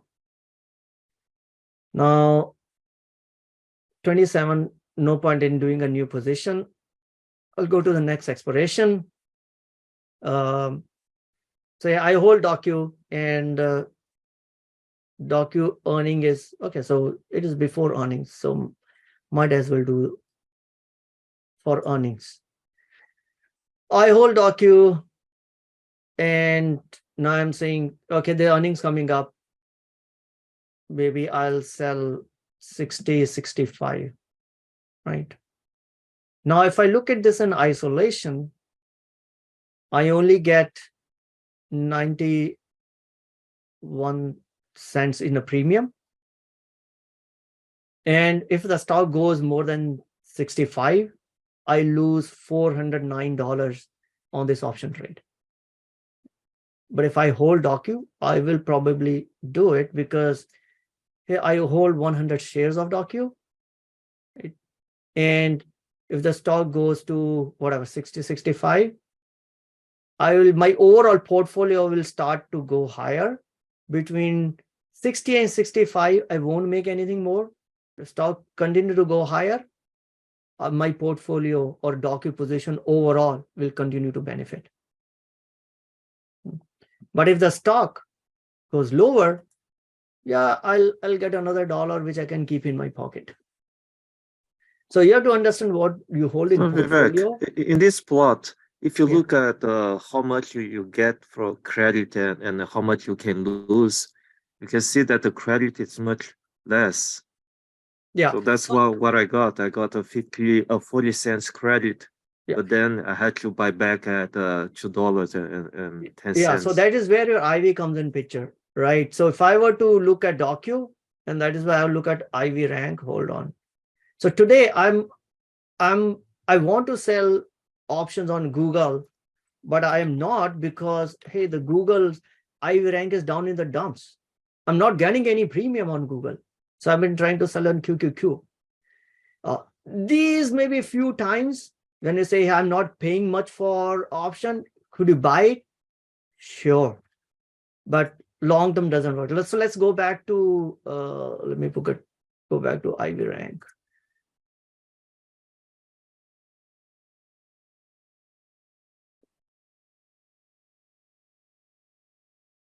Right. Docu is right now, it's a 34. So I don't know where you sold, but if you sold the option around here, you're probably getting very less in a premium. So it's not really a right environment. And that's why we want to focus when I'm trying to sell an option. You want to focus and sell an option when the IV is little higher. And that's why I was saying that when I watch the technicals, the first thing I look at it, where the currently IV is or IV rank is, right? Then I look at, okay, I think IV rank is above 30. Now I could get some decent premium. Then I look at it, whether I want to sell a call or a put. That depends on what I hold in my portfolio. Right? So on an average, and a good ballpark is you should be able to get close to 1/4 of the spread as your premium, right? So if my overall width of the spread is $500, the ideal situation is I could collect $1.25. Collecting only 90 cents is less than ideal. But because I hold stock, I could take this position even if it is less than ideal, because hey, if I lose money on option, I'm going to make money on stock side. So if you got only 40 cents for a $500 width, that was really not a good option trade to begin with, because the risk and the reward really wasn't there. And the stock went against you. And while going into the trade, your trade setup was, from a risk reward perspective, was almost against you, because you got only 40 cents for $500 worth of risk, because the IV was very low. So you picked up a wrong time to do that trade. Right? So now today I'm struggling with, because all these big stocks where I want to do and sell options, their IV is so low that I'm like, gosh, I want to do, I already have Microsoft because I did it a few weeks ago, but I want to initiate a July trade, but I'm waiting for IV to pick up so that I can get a good, decent premium to when I open my trade. Because what you get as a premium is what max you can make. So you don't always have to force a trade if the condition or the IV is not right. Does that make sense? Because 40 cents premium for $500 width, I would not do it. Okay, I got it. Right. If you go back to, let's look at whole 2022. I mean, good period 2022, decent IV. That's what I'm like. It was a great year to make like 6-figure just by selling option premium along with the rest of the job. Right. Look at the IVs, will always so high. 2023, the IV started to decline. So that's why it was a great year to sell tons of premium in 2022. So ideal width is 1/4 or 1/3. Today in this environment, getting paid 1/3 of a premium is really tough. So you could look at 1/4. Or if you sometimes what you could do is, instead of doing only one side, I could do two-sided trade, get 90 cents here, get 90 cents on the other side, and then my overall risk is still $500. Let's do that one, right? So stock is at 53, we went to 60, 65. So let's do 45, 40, 60, 65, not 62.5, 60, 65.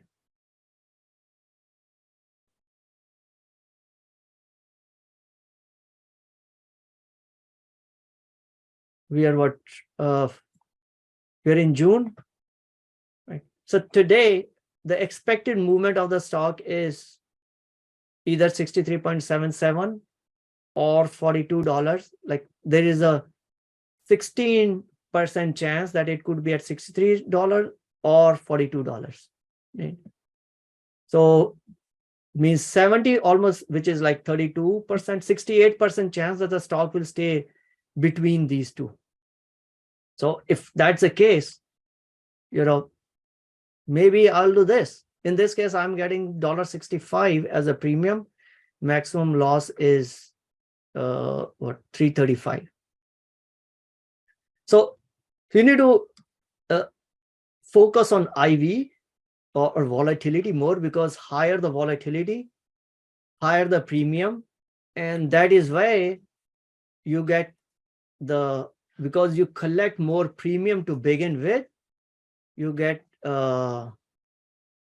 higher your chances of you get the higher the spread or differential that you benefit from it, because the IV is greater than 25, you get paid more to take more risk, and eventually the actual risk is less. So the spread that you can capture on high IV stocks is more. Okay. All right, so that was all around why I thought I will go back to basics on selling versus buying, and why selling is not as complicated. I would say selling is not as risky as what it is made out to be for retail investors. I'm not a professional. I don't have 6 monitors monitoring every tick in the market. I hardly get to see market for 30 minutes in the morning before my meetings start, right? And those 30, 45 minutes are where, and I will quickly come and do, okay, which cover call I want to sell, or if something got assigned, maybe I want to sell a short put to buy it back. That's all I can do. But yeah, it's but still, over the years, option selling has been working.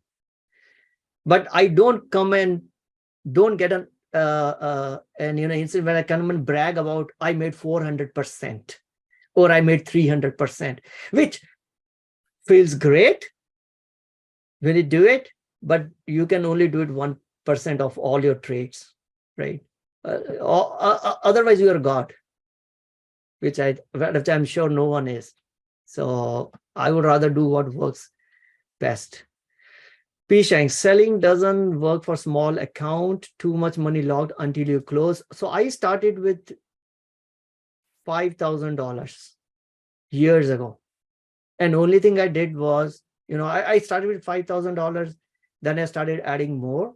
But the thing I started with only did spreads, iron fly, and only with ETFs, because ETFs don't move as much as individual stocks can move it, right? Pick up the tickers accordingly. If I were to do individual stock and I don't hold the stock in my portfolio, I'll never go and sell a naked call. I don't know, that company could get taken over. But I will do that on, let's say, on an ETF. I could sell a strangle on ETF, right? Because ETF doesn't get taken over. ETF don't have an earnings risk, right? Stocks have earnings risk, earning movement. imagine if you sold, let's say, the stock went up 20-25% after earnings, whichever. You sold a naked call on that stock is up 25% after earnings. Right? Bad ticker to pick for unless you hold that stock. And you learn this lesson, right? I learned my lesson. I have sold a naked call on, not naked, I sold a call on a stock which I held only 70, 80 shares, didn't hold 100 shares. So I'm like, well, whatever, it'll move, but how much can it move? The damn stock was up 25% after earnings. I took some loss. So, but you learn, right? So, small account, it works for $25,000. I mean, $25,000 is not a small account, but way back we had constructed a portfolio of 10, 12 different tickers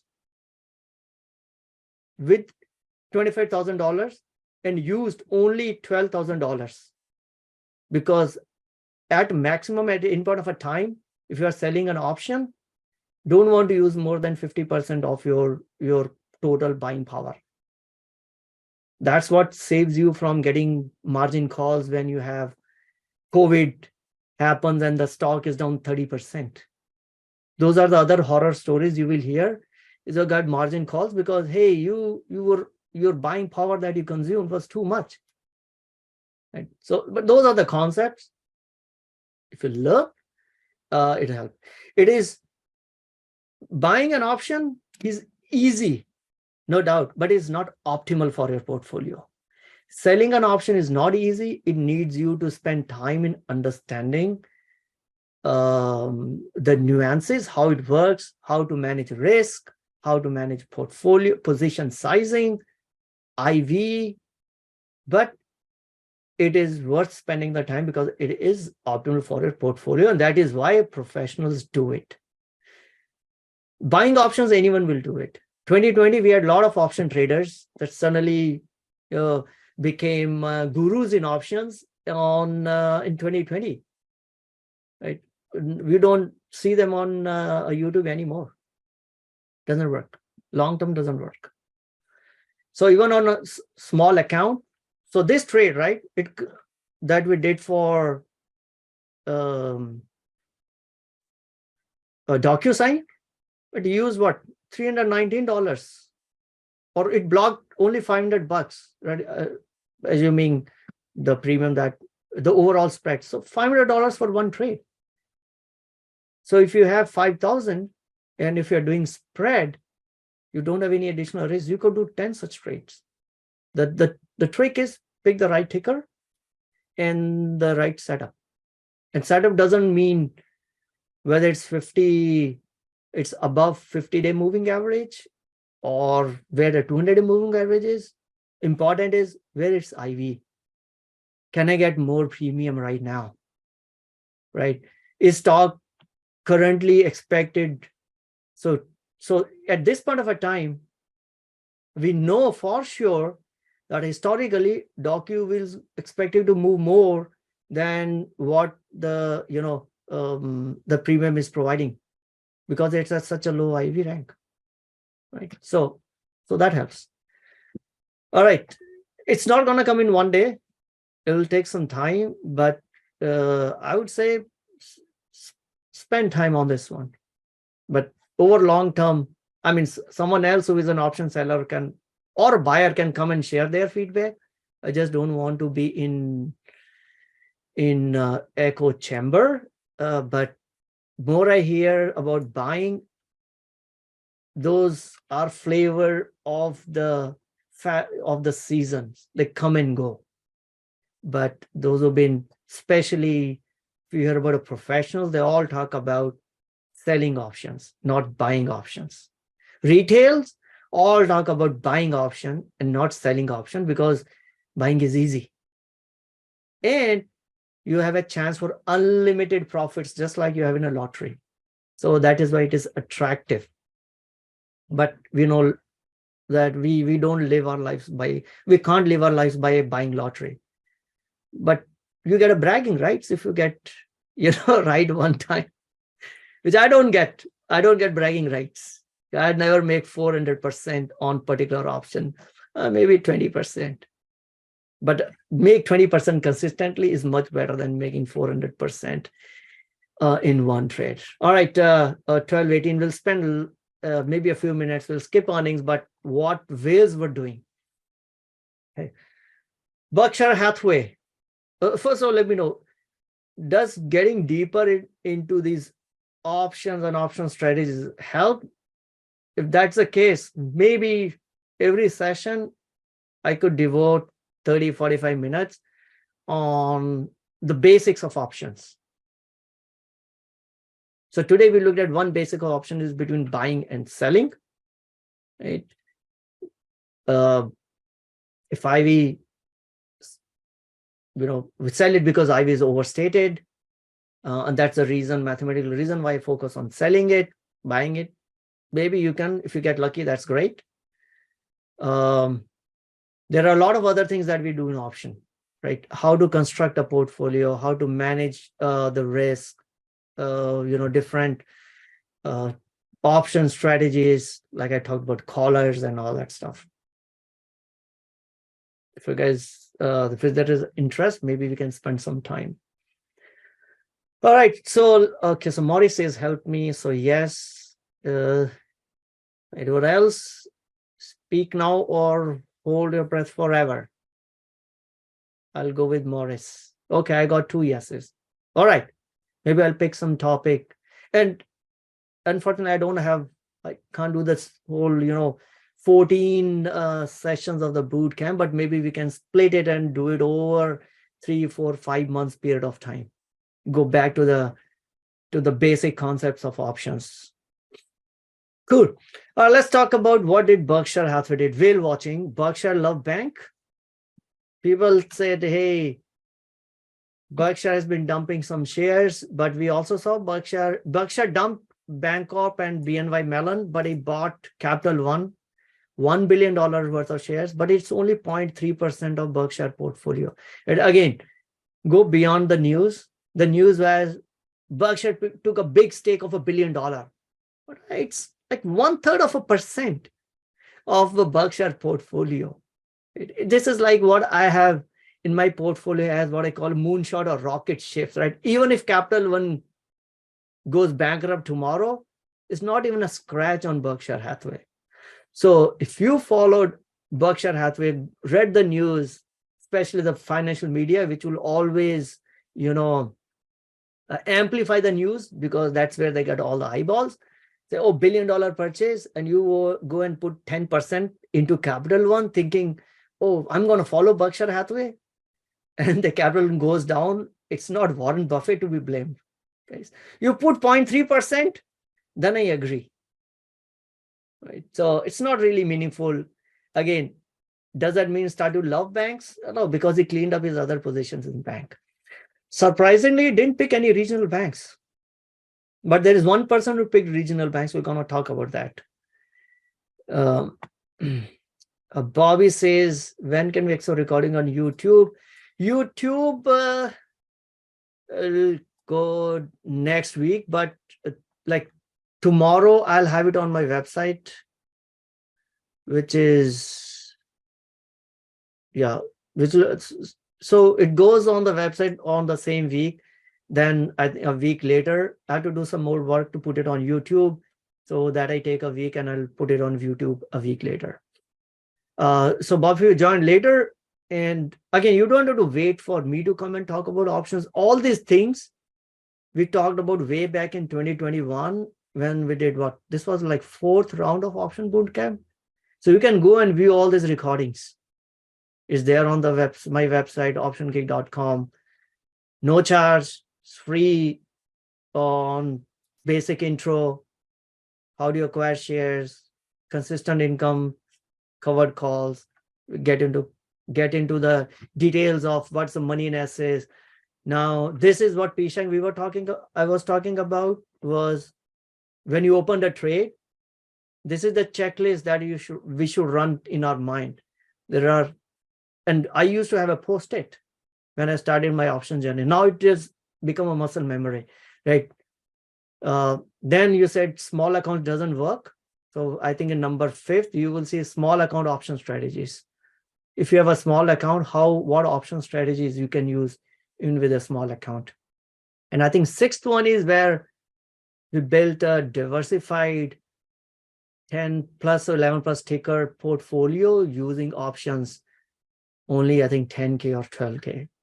Then comes a management, rolling, pricing, assignment risk, exit, when to exit. Then we get a little deeper into Greeks of options, finally hedging the portfolio. So go ahead and view this, ask questions. I'm here every Saturday and we can talk more details into the options. Oops. All right, coming back here. He didn't pick any regional banks, but he did, Warren Buffett did increase his exposure to Bank of America. So does he love bank? Does he not love bank? We don't know. I think he's very selective, but we'll see. Sold Restoration Hardware completely. TSM sold completely because he says, I would rather invest in Japan than in China. And this is where the wisdom lies, right? Because if you recall, last year, I think, Berkshire Hathaway bought stakes in 5 Japanese trading firms. I don't recall the name, so don't ask me. I know Marubeni probably was one. There are 5 trading firms of Japan, big trading firms. And Warren Buffett bought stakes in equal stakes in all of them, which was like, he really is not looking to pick a particular company, but kind of investing in Japan. And this week, I heard the news that Japan GDP actually did much better than, over the past many decades. So then I was thinking, so he did have some, that's why he is Warren Buffett. Is a year earlier, he was looking at Japan and thinking that this country may turn around. And I don't know so I was thinking, maybe should I go into EWJ? I don't know what EWJ is doing. That's done pretty well. That's right. Yeah. So I didn't pay attention to his, I didn't follow Warren Buffett investing in Japan on when he did last year. But so this year he's like, I'm getting out of China, sold TSM. Recent news, not in 13F, he also sold some stake in BYD, which is again Chinese firm, although he came and told, I don't want to compete against Tesla, but all that is BS. He's trying to get out of China. Should we read something into it? Maybe. He does have, he's proven that he can, at a macro level, he's able to see, okay, what we are not able to see. But I'm not selling my Chinese portfolio just yet. I'm not adding anything to it though. Okay. He paired 1/5 of a stake in Chevron and added Occidental Petroleum. Again, still bullish on the fossil fuel. Added 3 billion more on Apple stake. And what not surprised me is his stake in HP. Is HP on the brink of turnaround? Because now Warren Buffett owns 12% of HP. And one reason is HP has been buying back a lot of its shares.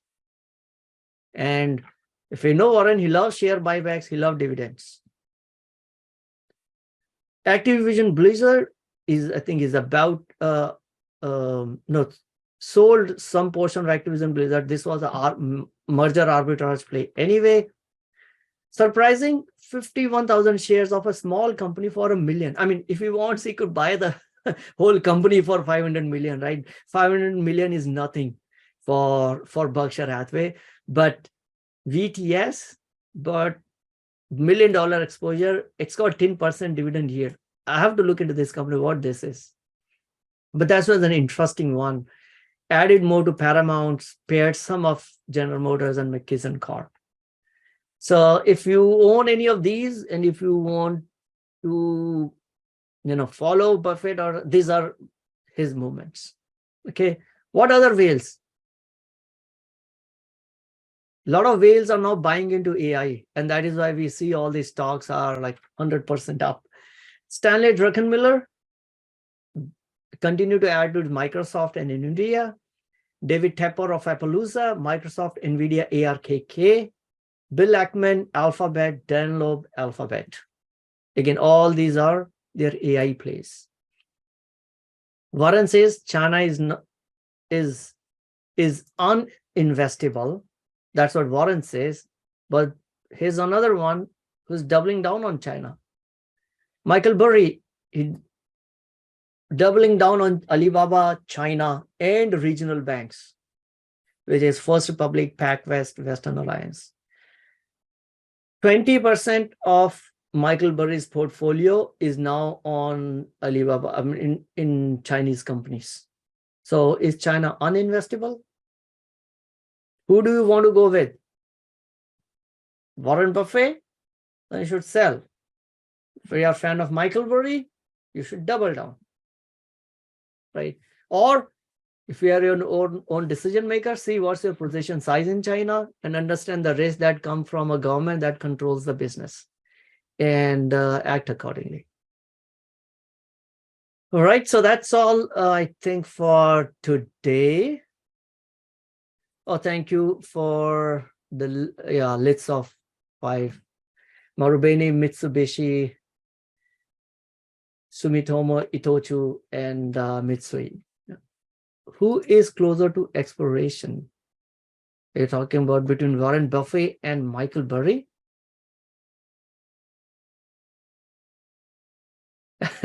So we know, I mean, that's what Warren is, not 92. His friend is 99 now. But I know a lot of billionaires are working on a new drugs to live forever, for eternal life, but it's not there yet. So from exploration perspective, I know whose expiration date is coming sooner between these two, but we never know what might happen. Like in a stock, an earnings can come, or any merger news can come, accidents happen. So I don't know what actually could happen. All right, I think we're done for today. Hopefully this was useful. Like I said, after a long time, we went into the details of options. I could do that more, or if you're more interested in something else, do let me know. Give me feedback so I know that this is, hey, what will be more useful for you. What I can't do is tell you where the stocks will go in next 1 month or 6 months. But that's not me. You may, follow someone else. I just don't. I mean, it is a futile exercise to trying to predict the market. But yeah, what I love to do it, maybe dig deeper into a company and understand their business model, how they make money. Is this area, the business is really worth investing? And then, take positions based off that. So if you have some companies in mind, maybe ping me either on Meetup or email me, and then I can spend some time on those companies. Cool. Oil will not reduce because of e-cars. E-cars are niche. Oil will reduce, but not in near future. I think that's a mistake most of those ESG investors had done, was, I think we don't need oil anymore, and let's put everything in ESG. By the way, BlackRock, I think they closed down their ESG fund or something like that. BlackRock, someone else, because that's really not performing. So eventually 30 years down the line, 50 years down the line, we will have a lot more e-cars and the usage of oil will go down. But I think the path towards that is that we will right now continuously have to use the oil, fossil fuel. Any book you recommend on stock analysis? I generally focus on a little more on business side. So if you're saying analysis mean technical analysis, then I haven't read any. Though I have one book which fundamental. So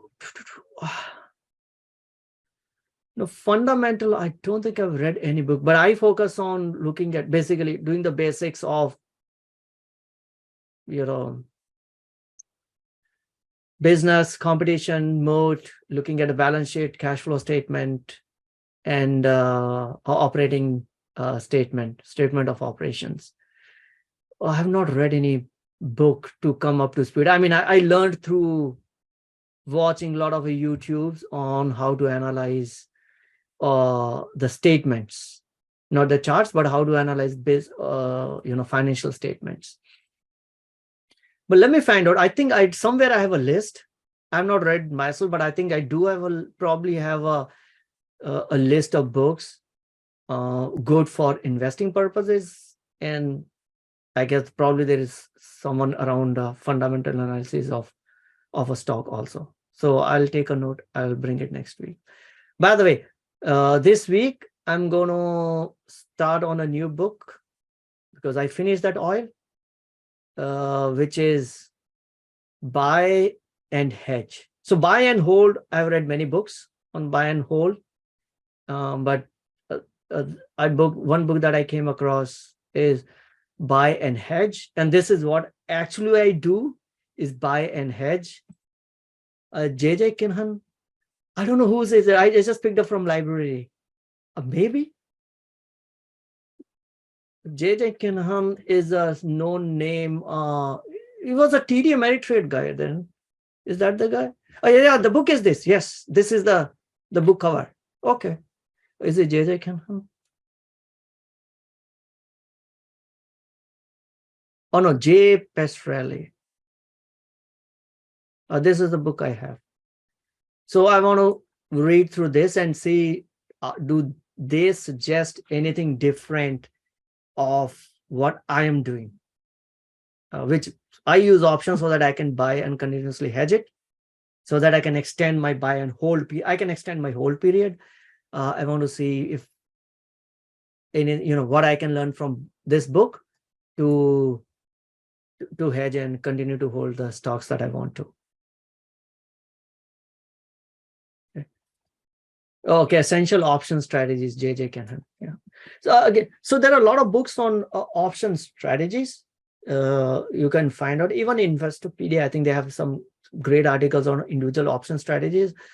Rather than trying on all the, and I've tried all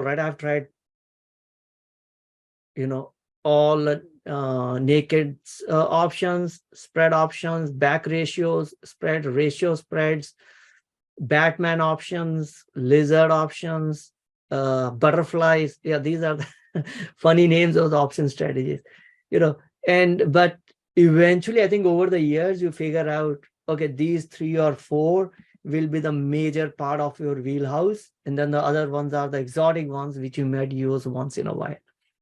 So rather than my only recommendation would be, sometimes these books can get overwhelming. So rather than waiting to finish and understand everything about how the option works, start small. Start dipping your feet into it, because you learn a lot more when the real money is involved than from the book. So I only read the books after I spent a year or 2 into the options. Then I started reading some of these books, which was just to revalidate, okay, what else is there, right? Just don't get into analysis paralysis. That's all I want to say. And if we can do that, that's great. But I have seen many people around not even taking a first step until I know the whole universe of options, right? Then you just won't make any move. The best teacher is the market itself. Start small, don't have to go big. Alrighty, I think that's it for today. Thank you. We went way over time, but good discussions. I appreciate you all guys coming here. Like I was saying earlier at the start of the session, next week is a long weekend. Happy Memorial Day. So we may have plans to go and spend some time with family. If that's the case, I will cancel the meetup. So watch out for that email. But if I'm around, we'll meet again next Saturday, same time, 10 a.m. Pacific. Goodbye, everyone. Have a wonderful, wonderful weekend. Thank you for joining today.